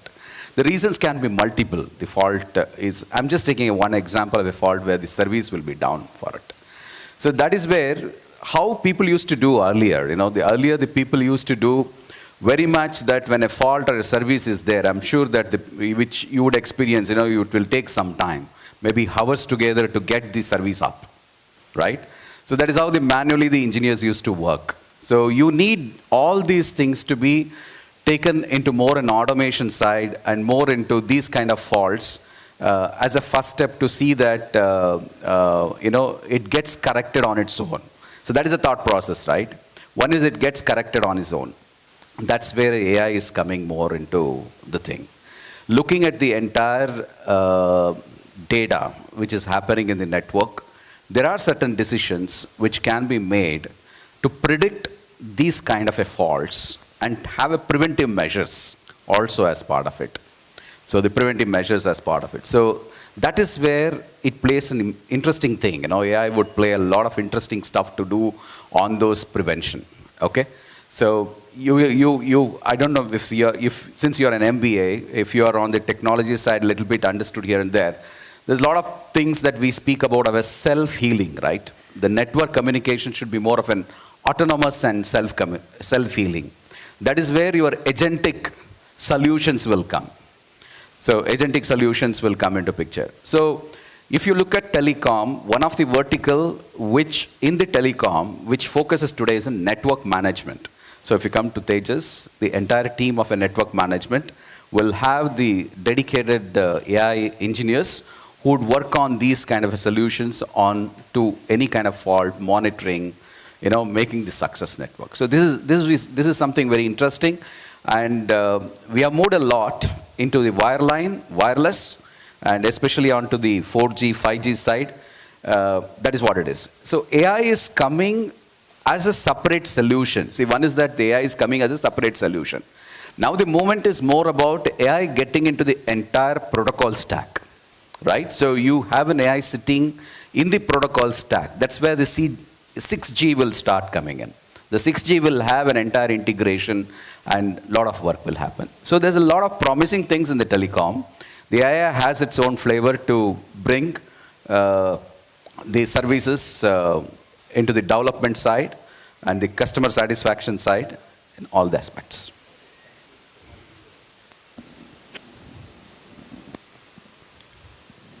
All right, Shekhar, I'll come back to you for a follow-up on that. So let's move to Sandeepan here. Sandeepan, can you give an example where you have predictive analytics that you use and it's given you a lot more benefits over any human processes that you've seen? I know that you have very wide variety of experiences, but you can pick on one of those industries that you have worked in. Can you give us an example where predictive analytics is used to really have a higher advantage over human operations or over human processes? Sure. First of all, thank you. I feel very humble and honored to be here in the august presence of all the dignitaries. To answer your questions, maybe, and for the audience, I'll first, this is I have multiple stints where I was fortunate enough to, use predictive analytics. Maybe I'll talk about one such scenario. It's from Ola. I mean, all of us know Ola and Uber, right? So let me first explain you the scenario. So it's like, see, in Ola or any ride-hailing platform, you have hundreds, thousands of cars flying around. Now, we as a customers, and there are people who own these vehicles. So they are called the fleet owners. Some of the drivers own the vehicles, but there are some fleet owners who own the vehicles and put the vehicles on lease, etc. Now, what happens is, so basically this is a use of predictive analytics for the fleet maintenance. So just to give a very high level idea. So what happens is the fleet owner, so one car costs around 8 lakh, 10 lakh of rupees. So let's say somebody has 100 cars who have put the vehicles on in a Ola or Uber platform. And those vehicles are being run by the drivers who don't own it. So they really don't bother much about the health of the vehicles. Whereas a fleet owner is always thinking, is my vehicle properly taken care of? See, there is a conflict of interest. And the driver is thinking that I need to run this vehicle as much as possible so that I can maximize my earning. Now, in this turmoil, what happens is the driver sometimes ignored the maintenance of these vehicles. So one of the problems that came to us when we were working for, and I was leading the connected vehicle platform for Ola. Fleet owners basically said that, can you do something for us so that the health of the vehicle is taken care of, and I get to know, if possible beforehand, that this vehicle should go into maintenance so that my cost of maintenance is less. Because let's say there is a problem, or let's say there is a scheduled maintenance which should happen. If it is ignored, like we take our car for annual servicing or something, if it is ignored and the vehicle is run, there is a possibility that that problem magnifies and some bigger problem happens and the cost of maintenance increases many folds. So is there a way we can do it? So that's where we used analytics. So we had to put in some hardwares, etc., and we had to continuously listen to the inputs from those hardwares. And using the data, we built analytics algorithms which ran continuously and gave us a signal that, okay, this is the pattern that we are seeing. Sometimes the car tells you. In fact, in car dashboards, sometimes we see those DTC codes. Those are called direct travel codes. So which tells us that, yes, this vehicle needs some attentions, which drivers happily ignore. So now those things actually we are getting in a central control tower, sitting in Ola's office, we are getting it from 100,000 cars. And then accordingly, we were advising some of the drivers as well as to the fleet owners that your vehicle needs maintenance right now. If you take it to the maintenance right now, your cost will be maybe 500,000 rupees. If you ignore it, maybe 1 month down the line, the cost will go up to 10,000, 20,000, 60,000 rupees. The engine may seize completely. So that's where we used, and we got very good results. And fleet owners that were very grateful to us. That was the peak of the competition with Uber and Ola. And they said, yeah, this is one good reason why we should stick to Ola and spend more time with Ola, and why not the other guys? All right, very good, Sandeepan. Could I add to that? Yeah. So what I'll request, this audience to look at from an analytical perspective is, look at these techniques or these components or the capabilities more holistically. So predictive analytics, for example, is one cog in the wheel, and is increasingly relevant and significant when you're dealing with structured data, for example, when you're reading sensory information from whatever devices, and that is applicable across all industries, right? So Sir talked about the telecom network, where you refer to this as asset management. And as MBA students, this will be interesting for you all as well to be able to maintain the capital assets of a company. But moving into how different forms and dimensions of analytics comes into play, the example of structured data analytics from a fleet management perspective can now be extrapolated to a company which provides lease services, to individuals or companies. And in order to effectively provide this service to the customers, they will use both predictive analytics as well as cognitive AI to not only understand or look at one side of the data from a machine performance perspective, but also see how it is being used by the customer and what is his response to the performance of the system. And that also then forks out into multiple other fields like financial services, insurance services, and so on and so forth. So I just wanted to also broaden your view into the entire spectrum of analytics. Thank you, Adarsh, for that view. And I take Ola, but I did not know that there's so much predictive analytics going on for just fleet management. Back to your question,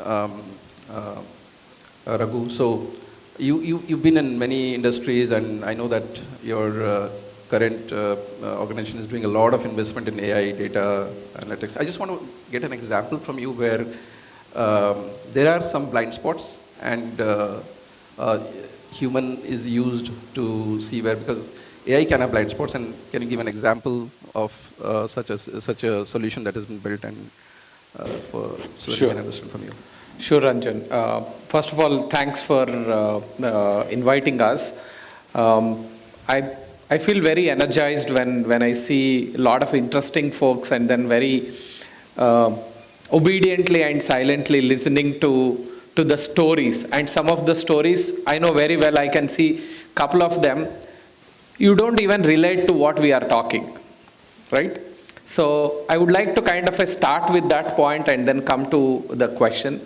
Uh, so the first quality in today's world, I think we have seen Sanjeev Agarwal sir talking about curiosity, 3C framework and other things. How I have adopted some of it is, first instinct, human instinct, which you should develop is when to use technology and when not to use technology. I think that I have seen it very, very kind of a misused because there is so much of AI around us. We tend to use AI in everything. That is where we are seeing a lot of blind spots. And then you might have seen very recently, last week, Deloitte has paid back $400,000 to Australian government for faking up the report or anything using AI. Replit as a company has deleted the database and faked up or fakely created 4,000 users to do it. But who has created this AI?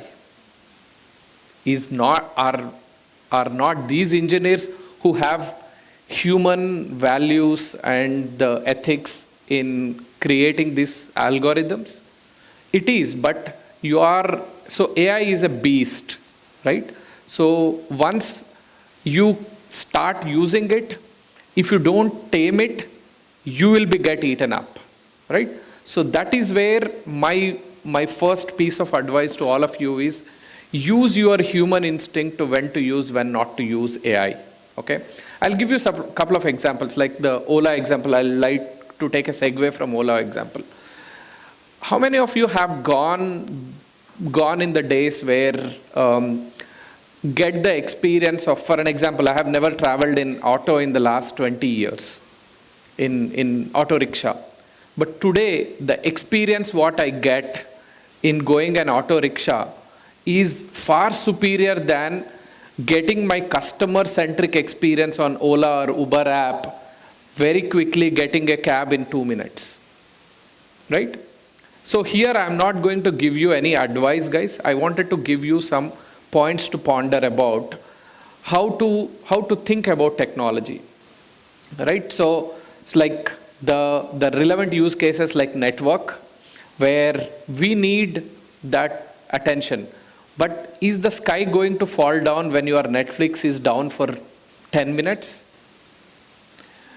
At the same time, is the sky going to fall down when there is a power failure in an operation theater when a surgery is happening? What is the difference? Try to understand that difference, right? And that is where human instinct and ethics and values come into the picture. The best side of the story is that today the technology has been evolved in such a way that we can introduce some of these characteristics into the AI or large language models. I'll give you some examples. Like if you go to any model, any large language model or any chat GPT kind of an engines, you ask, how do I create a nuclear weapon? Will you get an answer? You will never get an answer, because the LLMs are the companies which are producing these LLMs like Anthropic, OpenAI and all this, they have tuned their large language models to answer only the very relevant questions, and it has a boundaries of ethics and morals into it. But if I ask the same question by dividing that into 10 questions, sub-questions, and say that, hey, how the nuclear reaction will happen between X and Y component, it will give me an answer. Then I can ask a follow-up question. It gives me an answer. I can ask 10 follow-up questions. It gives me an answer, and my overall answer for how to create a nuclear weapon, I can derive it from AI. Can I not? I can very well do it. But so here the question is, the AI is tuned for content, tuned for algorithm, but it is not tuned for intent, right? So if you ask a first question, does this chat engines will ask you a reverse question saying that why are you asking this question? What is your intention to ask this question? None of these, right? Even if that question comes in, will you be able to answer it? No. So the algorithm needs to understand the intent.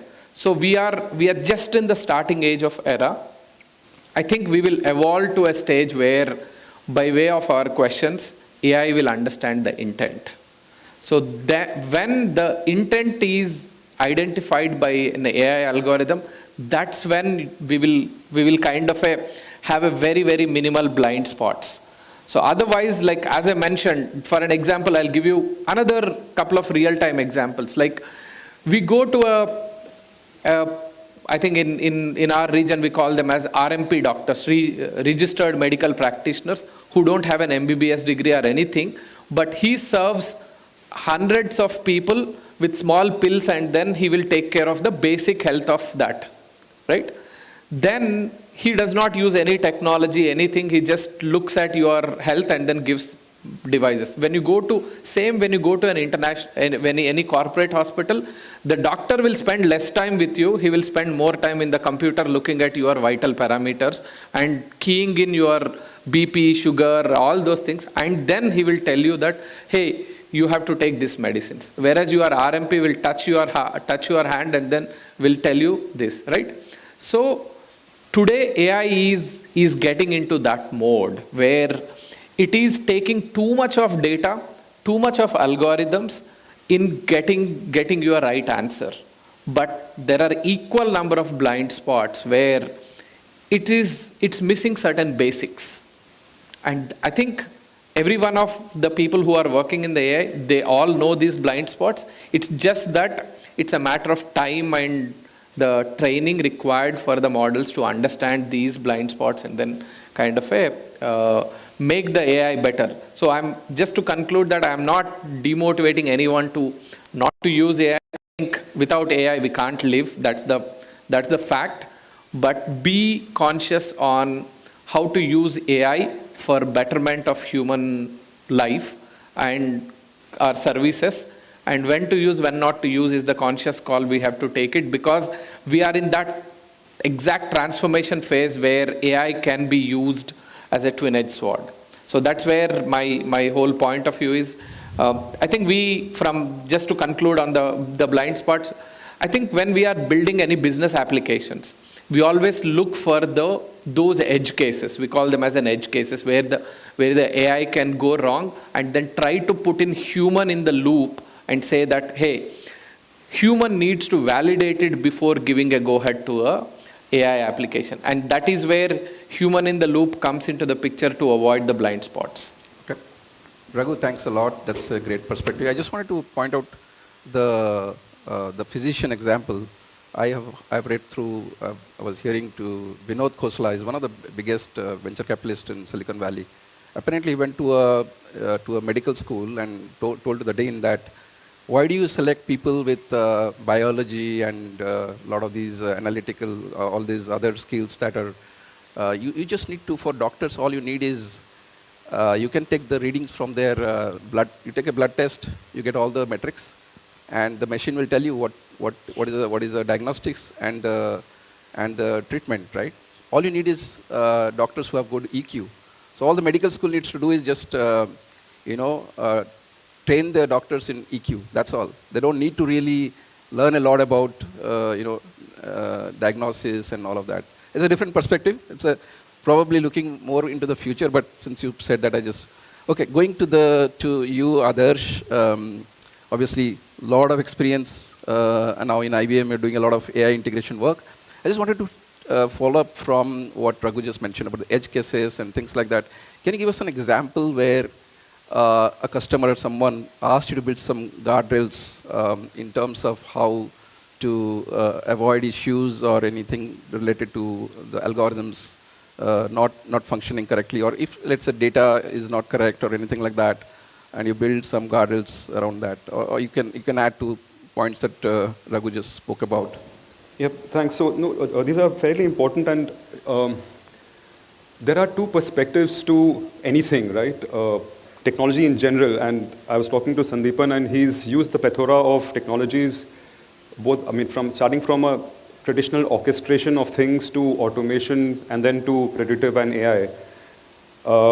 So in essence, you have to look at these systems as what we call as two personas, one as a consumer and one as a creator. And for both, you have to appreciate the nuances of what you're doing. So how you're using them as a consumer, as well as how you're creating them, right, as a developer, for example. Now, so talking about, the perils and the guardrails which one should keep in mind, we have been, as my organization has been looking at, the plethora or the continuum of technologies, including analytics, there was one very stark example of how this can be used not very efficiently and not purposefully, but with malified intent, so to say. So the setting is a US county wherein the police department had built a system that would help families, especially in cases of domestic abuse. So what would happen is that the people who were the sufferers or the victims of domestic abuse would file a complaint with the police department. And the police department would run the complaint against their models with the social profile data or the profile data of that family and decide whether to further investigate or not. Turns out there were about 19 female deaths before they actually woke up and started auditing the model. And it turns out that one of the reasons why the model was not these cases of interest or further investigation was that the data that was used to provide a positive outcome that this case should be investigated was data that reflected houses of lower income, which basically suggested that domestic abuse does not happen in wealthy families.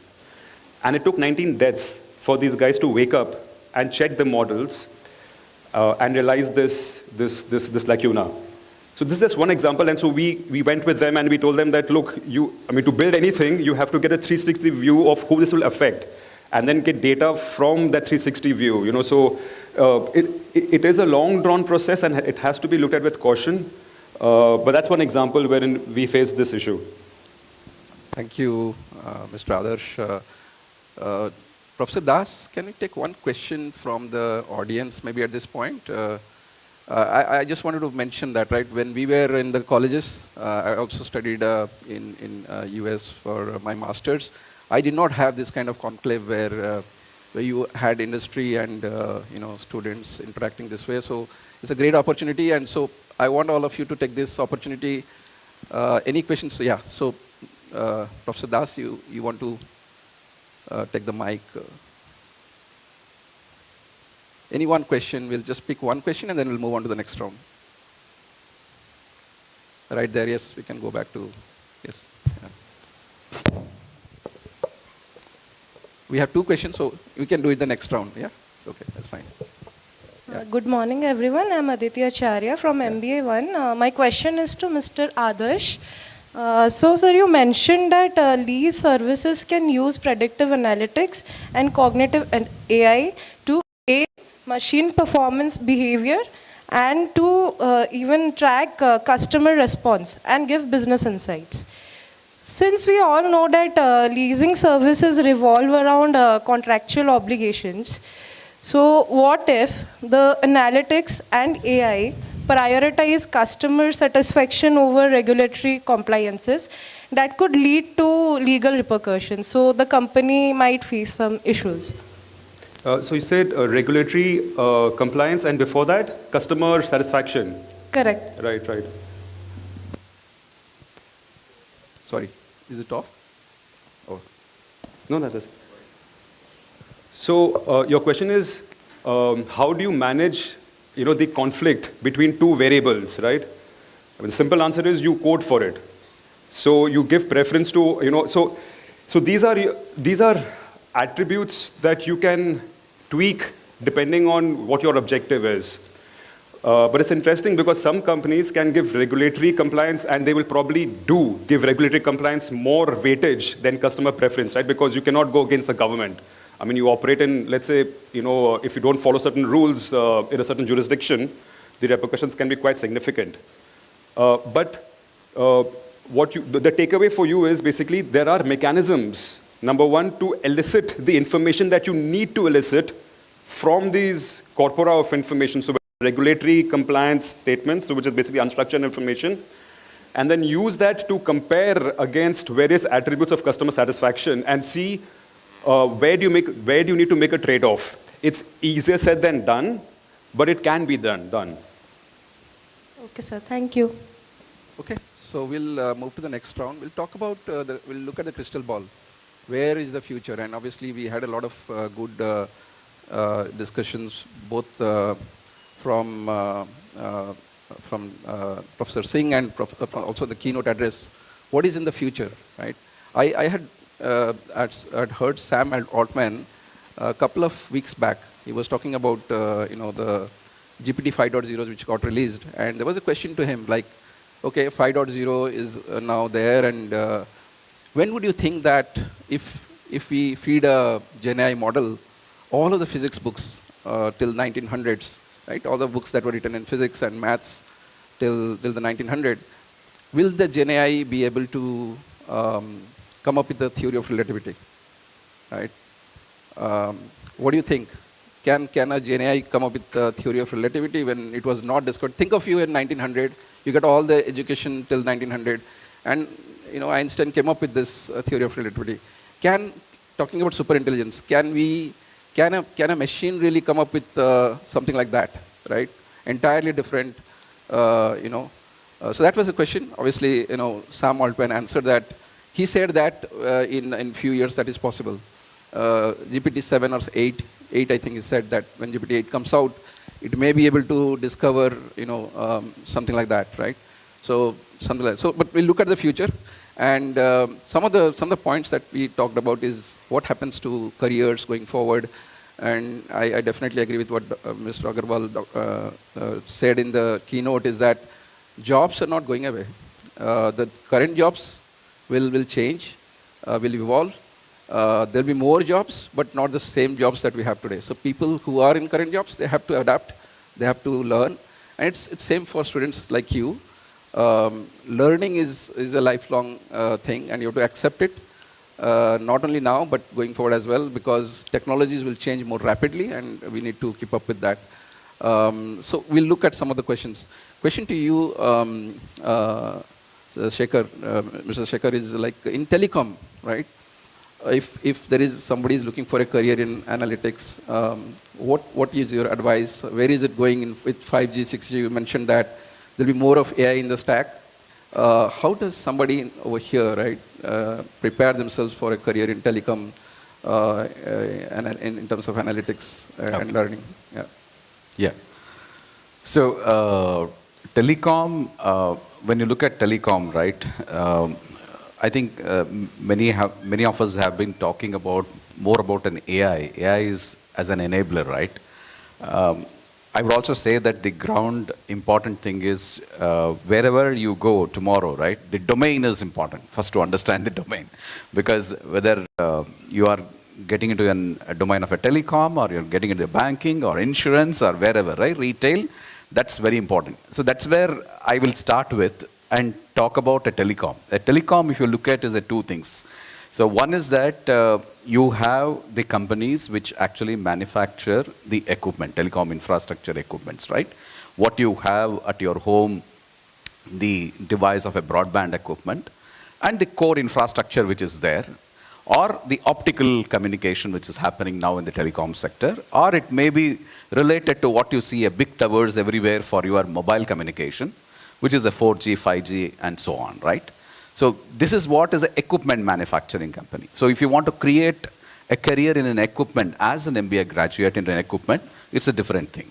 If you're creating the career into a telecom service provider, something like Airtel, Jio, so they are telecom service provider. They buy the equipments, they prepare the network and give the services. So that is something very different. So I'll talk about from the first part. Since ours is a equipment manufacturing company. The Tej is similar to Nokia, Ericsson, these kind of a company. So if you see, you as a career getting into a telecom side, as I was mentioning, as an MBA graduate, I'll say, as an MBA graduates, you definitely would see into a supply chain management because telecom equipment manufacturing has an SCM wing. The SCM is very important because there's a lot of stuff which happens, and we have faced the challenges also in the managing the inventories, right? Inventories are very important. You know, you keep a warehouse and then you think that the projects will come and get the materials, everything, and keep in the warehouse, and suddenly you see a dip in the order coming to you. So you see a complete piled up of all the equipments, and in your quarter results, you have to show that there is a loss because this is something is sitting, it has not been sold. So it's very tricky, right? On the SCM side, there's a lot of things that you can do on the inventory management, forecasting, you know, your order book, so many stuff which is there where you need definitely a data analyst, you know, who can do all this part as part of all these things. So there are program managers in the SCM who have to have, who can be with the technical come managerial, like an MBA graduates like you, who can create a career to actually get into with the AI and analytics and with the knowledge of the domain, you can do the stuff. And we have people onto that side. So that's a one thing which you can see. Second is, onto the telecom, definitely if you come to on the services. A telecom has one, if you look at the Tejas, we have a development people and we have services people. Definitely our equipments are taken by Airtel or anyone, you know, any service providers in the world, where services team, the customers, you know, have to work with them. So that is where, on the services front, there are a lot of stuff which happens on the analytics side. Analytics on the services front. So that's where a lot of AI solutions, and we have done a lot of solutions there. So that is one piece where people can get into on this services front. Obviously, your other specialization like your HR, if you consider, you know, the HR function, definitely you need a good understanding of an AI where you can create. So maybe in the workshop in the second half what we have, I'll show the roles of skills which will come into the HR for people in MBA graduates can actually look at, you know, when it comes to the possibilities of what roles and skills AI is required. So there are multiple things. One is, but I don't want to talk about the stack because it's an R&D role. So it is not an MBA because this is, I don't know if the people are from a computer science who want to do a development. That's where the stack, you know, where the AI who would get into the implementation. But knowledge of AI is a must to have. Knowledge of an AI is must to have, which organization at every level we actually will tell them. See, the reality is when you look at, I don't know how many of you are, virtualization is a technique, right? Coming to an individual desktop computing thing, people move to virtualization. Then virtualization after coming, cloud came. Everyone said cloud has a security issue, cloud has this problem, that problem. Everyone talked about. Cloud is embraced now. So you see that the cloud is something which has been embraced. AI is already, you know, it's not something very new. As spoken, I think somebody spoke about, I think the Vice Chancellor was talking about AI in the 1960s, right? So in fact, my graduation project was in AI, using neural network and implementing backpropagation algorithm. So that time when it was done, we used to write an algorithm for an image recognition, and then when it is running it, we used to put it for a, you know, make the algorithm to run, go for a 3 hours out, and then come back because it's a 386 machine which used to run this algorithm to converge. It takes a longer time to converge. But today, because of your compute and storage, so many things have happened. So AI is becoming like an embracing. So it will happen. So in what way, as you know, Raghu was mentioning, we have to be very conscious to see, you want to give a narrow solution, it's a narrow AI. You are solving a business case problem. So then you are clear what you want to achieve. The second is in terms of the generic, which is a generic AI. So where do you play a role in your knowledge into the industries? That all it depends on. So telecom definitely has an opportunity on different fronts as an MBA graduates, but developers, there are much more things to do as part of it. Okay, thank you. I'll go to Sandeep and yourself. Like one of the businesses that you worked in, right? Any of the industries that you worked on. What do you see after 10 years? How some of the current roles transforming, and what advice you have for the people who are doing business analytics in the management side to equip themselves to prepare for a transition in the role? Again, crystal ball gazing, what will happen in 10 years? The kind of pace with which things are 10 years is really a long time. Like Gen AI is not even 3 years old, by the way.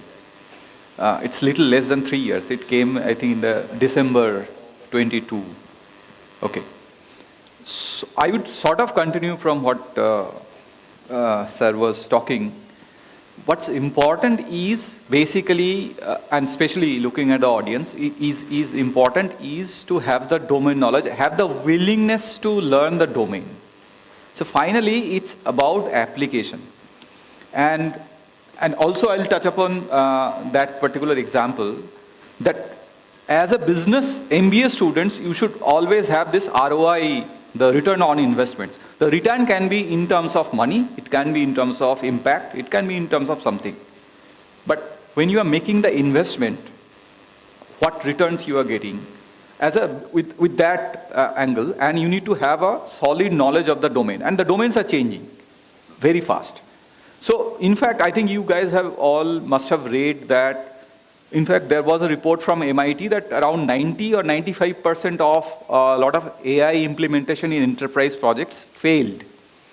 And they try to analyze why things fail, and there are some quotes which are coming from Big Four entities, senior leaders, that they tried to force fit AI into some solutions without understanding the processes. So we have AI, we have a very powerful beast, as he was mentioning. We need to force fit. We need to put AI somewhere. Why do you want to put it?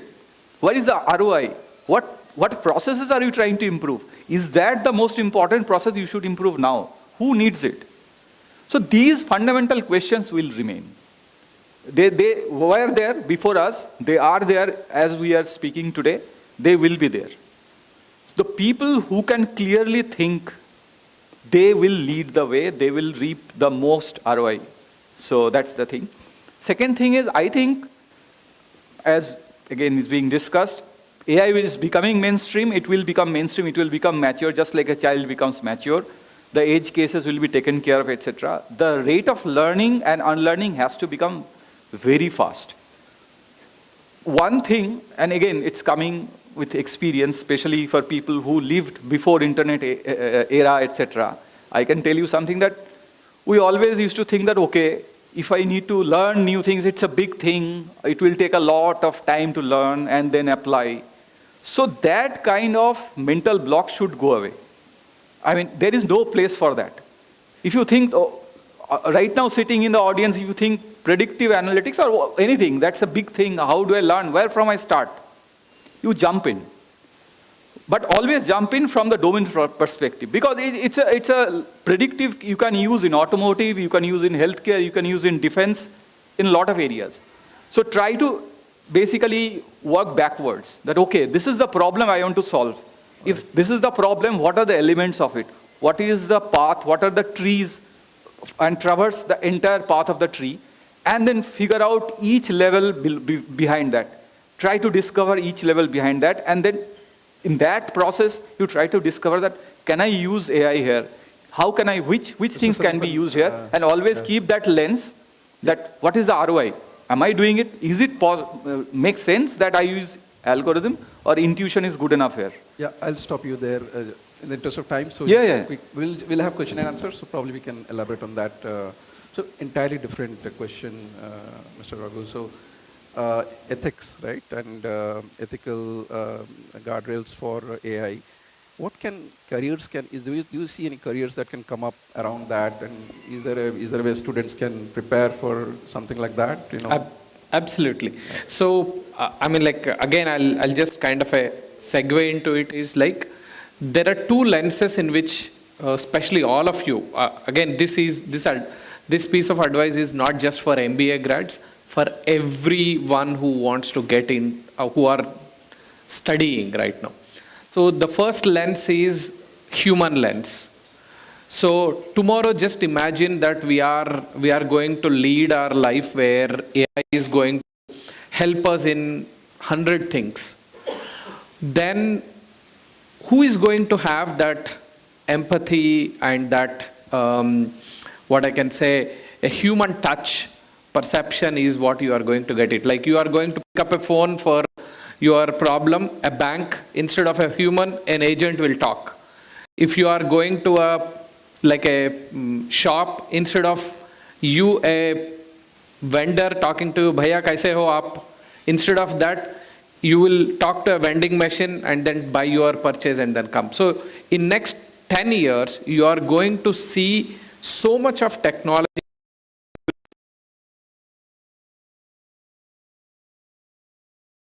the human element.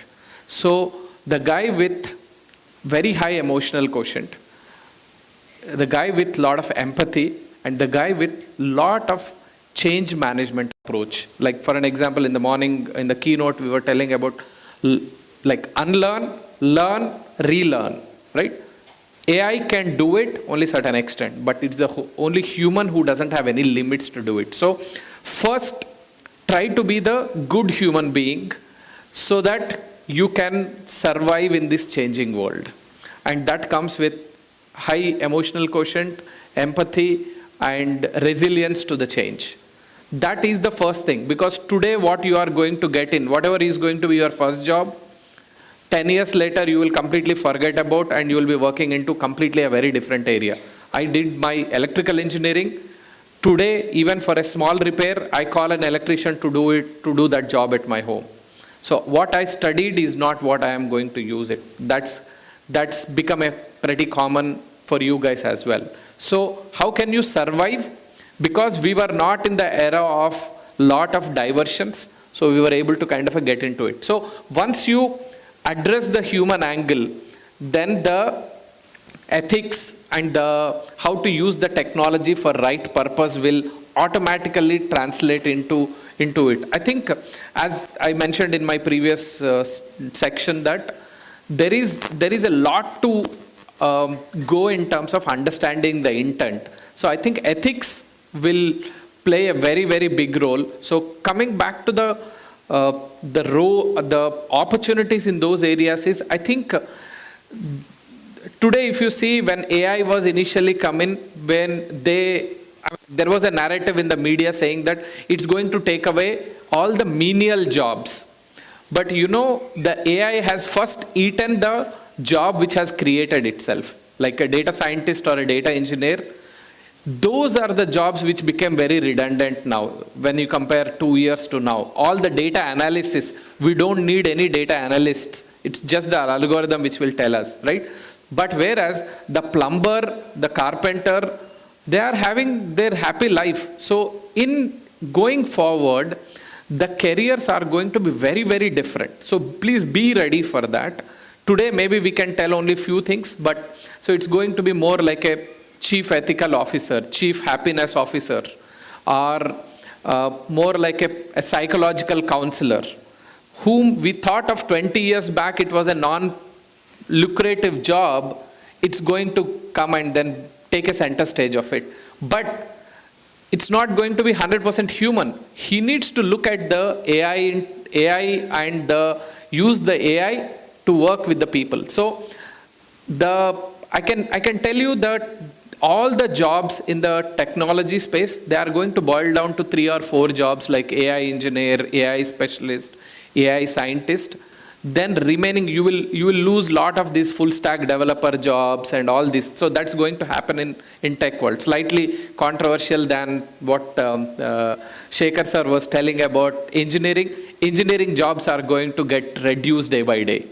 It is the serviceable jobs which requires the human in the loop. So wherever human is required, those jobs are going to get increased more. Ethical AI, usage of AI for human welfare. Usage of AI for customer satisfaction are going to go day by day. Thank you, Raghu. This is great perspective. Could I add to that? I'll just ask you another question because we are running out of time. Others, we didn't touch upon one topic. I just want you to talk about it actually. So, explainability, right? So it is like most of our AI models we don't really get to understand why the AI came up with some prediction or why something was generated which we don't understand. Really, nobody can see through the algorithm behind it, the neural networks that really churn up those answers. So question to you is, in 10 years, or not in 10 years actually, in going forward, how is this going to evolve? And transparency is a big thing when we come up with something, right? I mean, a decision really needs to have the transparency, whereas AI today doesn't have the reasonable explainability that is required. Yep. Can you throw some light on that? So I'll pivot and build from Raghu sir's response. So, and I'll request you all to go and look this up as well. So organizations like mine, so we are developing governance frameworks, right? So Deloitte has its own TRISM, called TRISM. We have our own framework wherein we look at the parts of the ethical and the trust angle and the trustability angle of AI models. From a profession or a role perspective, these kind of roles are coming more into the fore, in terms of the governance roles, whether data or AI. That has a segue into this question around explainability as well. So think about it, right?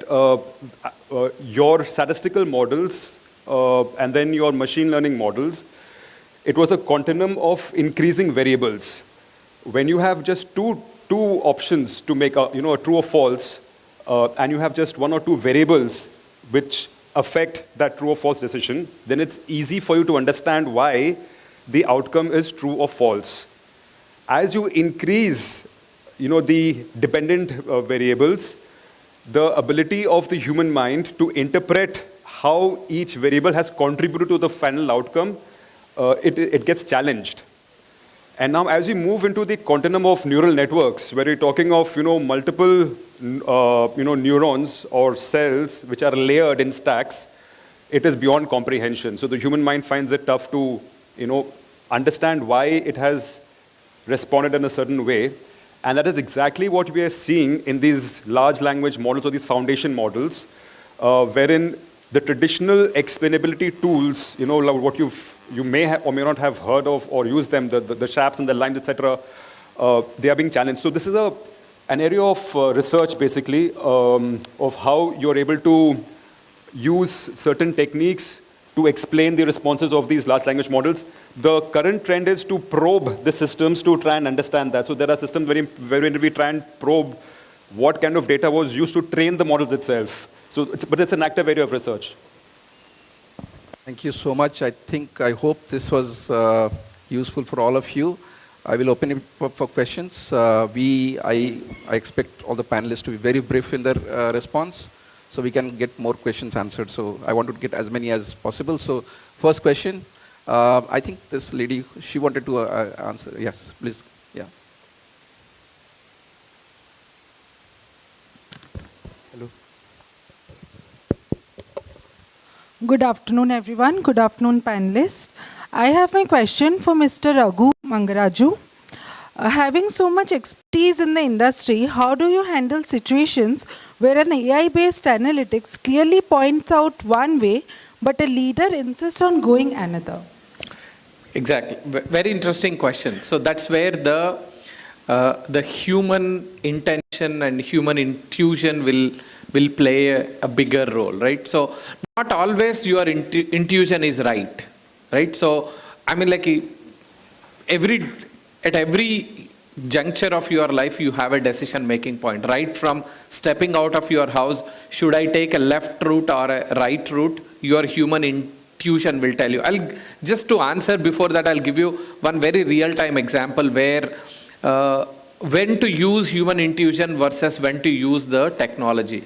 Like, we'll just take an example of a very deserted road or in outskirts of a town where a female wants to kind of pass through that road. You can look at an algorithm and say has never happened in this area, whether some incidents reported in this area or not. You can get all that data, right? But your human intuition tells that don't go in that path, right? Even though you know you are a resident of that locality, you are a resident of that city, your intuition says that that's not the right way to do it, right? So that's where it's like, I mean, like, sorry to be a little philosophical, but again, don't take me religious. It's like dharma, right? What you feel is right, whether it is in public or in private, dharma, right is right, or righteousness. Exactly, that's the. So I may not be able to give you a very explainable answer because it's a human thing, right? It's not something an algorithm. So when you encountered that your AI or your data is telling that absolutely it is safe to travel in this road, but your intuition tells that this is not right. So that's where the experience and expertise in the form of a leadership or elders will come and then tell us. So I think AI is getting improved better. Again, I'm saying that. So the skill, as AI is improving it, we as students, we need to understand that how can we level up our emotional instinct and quotient to match to that, so that we can make like life a very better life. Thank you so much, sir. I'm getting a signal from the Professor Das that we just have one more question. So one more question, career related. I will take one more career related. Yeah. Good afternoon, sir, and good afternoon, everyone. My question is for students like us aspiring to enter the analytics field, what combination of technical tools and business skills will make us truly stand out for next 2 years? Want to take, okay. So I'm sure that you must be already having a business analytics course in your curriculum as part of business analytics. Yes, sir. There would be certain tools on, maybe the Power BI or Tableau or any kind of a thing, right? So you would be knowing all those tools as part of it. That is a start point. I would say that is a start point to look at. I wanted to add onto the skills when it comes to, again, I don't know how much you have to spend a time, because the people come to MBA in maybe some of them on the analytics side, mostly their undergraduation is from computer science or anything or so, if they wanted to do a programming, right? So the Python programming, little bit of it, which definitely would be something that you would look at as a skill is concerned. I'll just start once again saying, yeah, domain. Domain is something. When you are looking at a career, when you are trying to see that in your campus, if a company is coming, you should know that what is the domain they are working on. Okay? Understand, look at the domain, understand where it is, and then start preparing on that. See, this, wherever I go to the universities, I talk about this last point, which I want to add is, this is I heard from the Vice Chancellor, this is a 40,000 students. I'm sure, please correct me if I'm wrong or whatever, the number of students are 40,000, right? So it's a large organization. It's a very large organization, your KIT. Start questioning how many internal products and solutions you have created here. You don't have any business problems here.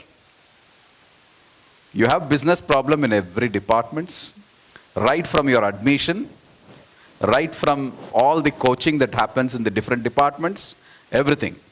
So I'm sure that there would be a cell of interdisciplinary where they come out with the ideations and projects and start looking at what to do. See, this is where it has to be the start point. So when somebody is doing a civil engineering and he has come to a internship level, there is a construction happening within the university. He will never be asked to be part of that construction. Why not that person do an internship there where you have a building construction happening, design right from everything? Let him be part of that. If somebody is developing, so you have your MBA graduates have a lot of things to do with computer science, working on certain solutions, do a project management part. program management you do. You do with respect to how, work with the admissions. You know, AI has ability to do everywhere. You have to do an ideation, just like a conclave you did, do an ideation across all the departments, come out with the problems, list it out, take that as a projects, and have industry mentors who can work with that. This is exactly where you start creating the career. Actually, career starts here. The career is not starting from where when you join. So start, because this is a large organization. I would not have talked about if there was a government institute in Bangalore like University, Vishweshwaraya colleges. There's a very old one, you don't have the facilities and everything. But this is a large organization. Believe me, this has a potential to do a lot. The only thing is, sit and then do the ideation. The lot of professors who are expert. Have we created our own learning management system? Simple. Have we created our own talent management system? So start creating, implement your AI system, AI as part of those things. So I'm just saying MBAs are not just MBAs, but I'm saying everyone. So please look at this aspect. This is the last point I would want to say, because usually industry college connection is a one, not just that the business case is coming from an industry, you have business cases right in the universities to work. Thank you, Shekhar. I hope that answered your question. Right, so I was talking to Dr. Mahanti, and you have an incubation cell here also, right, and ideation. And businesses don't have to wait for your management course to be over. You can think about ideas, and more than ever before, you can actually use power of LLMs to really build your own solutions also. You don't have to really need to have an engineering skill, right? Before you need to have those skills, but you just need ideas, right? Great point, Shekhar. I'll just squeeze one more question. Yes, please. Yeah. Can you pass a mic there? Yeah.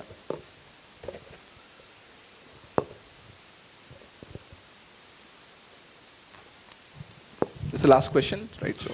Hello. Good afternoon, dear panelists. My name is Aditi Priya and I'm from MBA 1. My question would be to Raghu sir. So you mentioned 2 points, like you first talked about being a good person and being human-centered, and then you mentioned one point, leveling up our emotions with AI.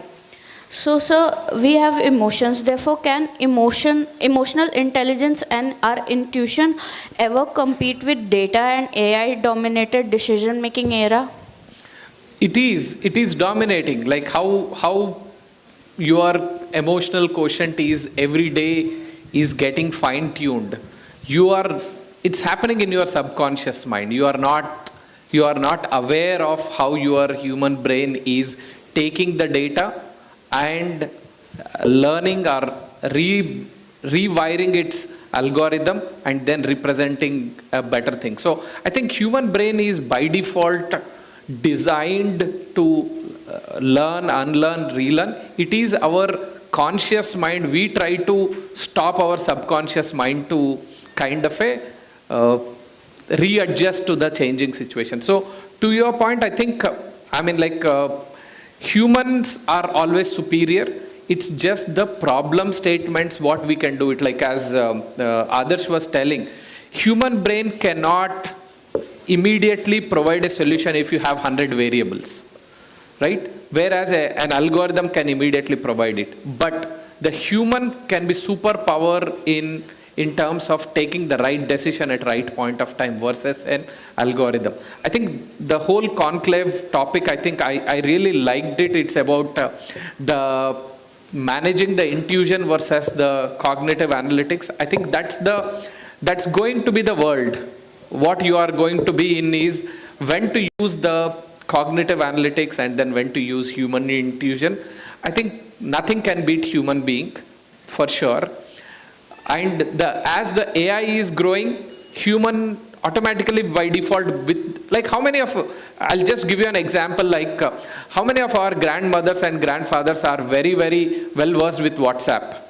Have we imagined in the last 5 years back, will we have ever imagined that the grandfathers would be using WhatsApp group to form their 50-year-old friends and relatives group, and they talk about all Sanatan Dharma or all these things? Have you thought about it? So technology, and then do you think that their emotional quotient has not grown up? A 80-year-old guy's emotional quotient or the adoption of technology has gone level up. That's exactly what I'm trying to say. It is that AI is helping us to level up our game, provided you think it in that direction. If you don't think it in that direction, you can think that, oh, AI agent has taken away my customer service agent job. This is one perspective, that's a completely a different perspective.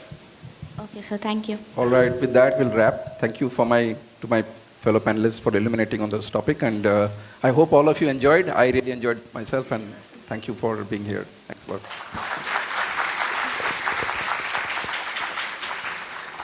I would like to thank the panel for this engaging and perceptive discussion.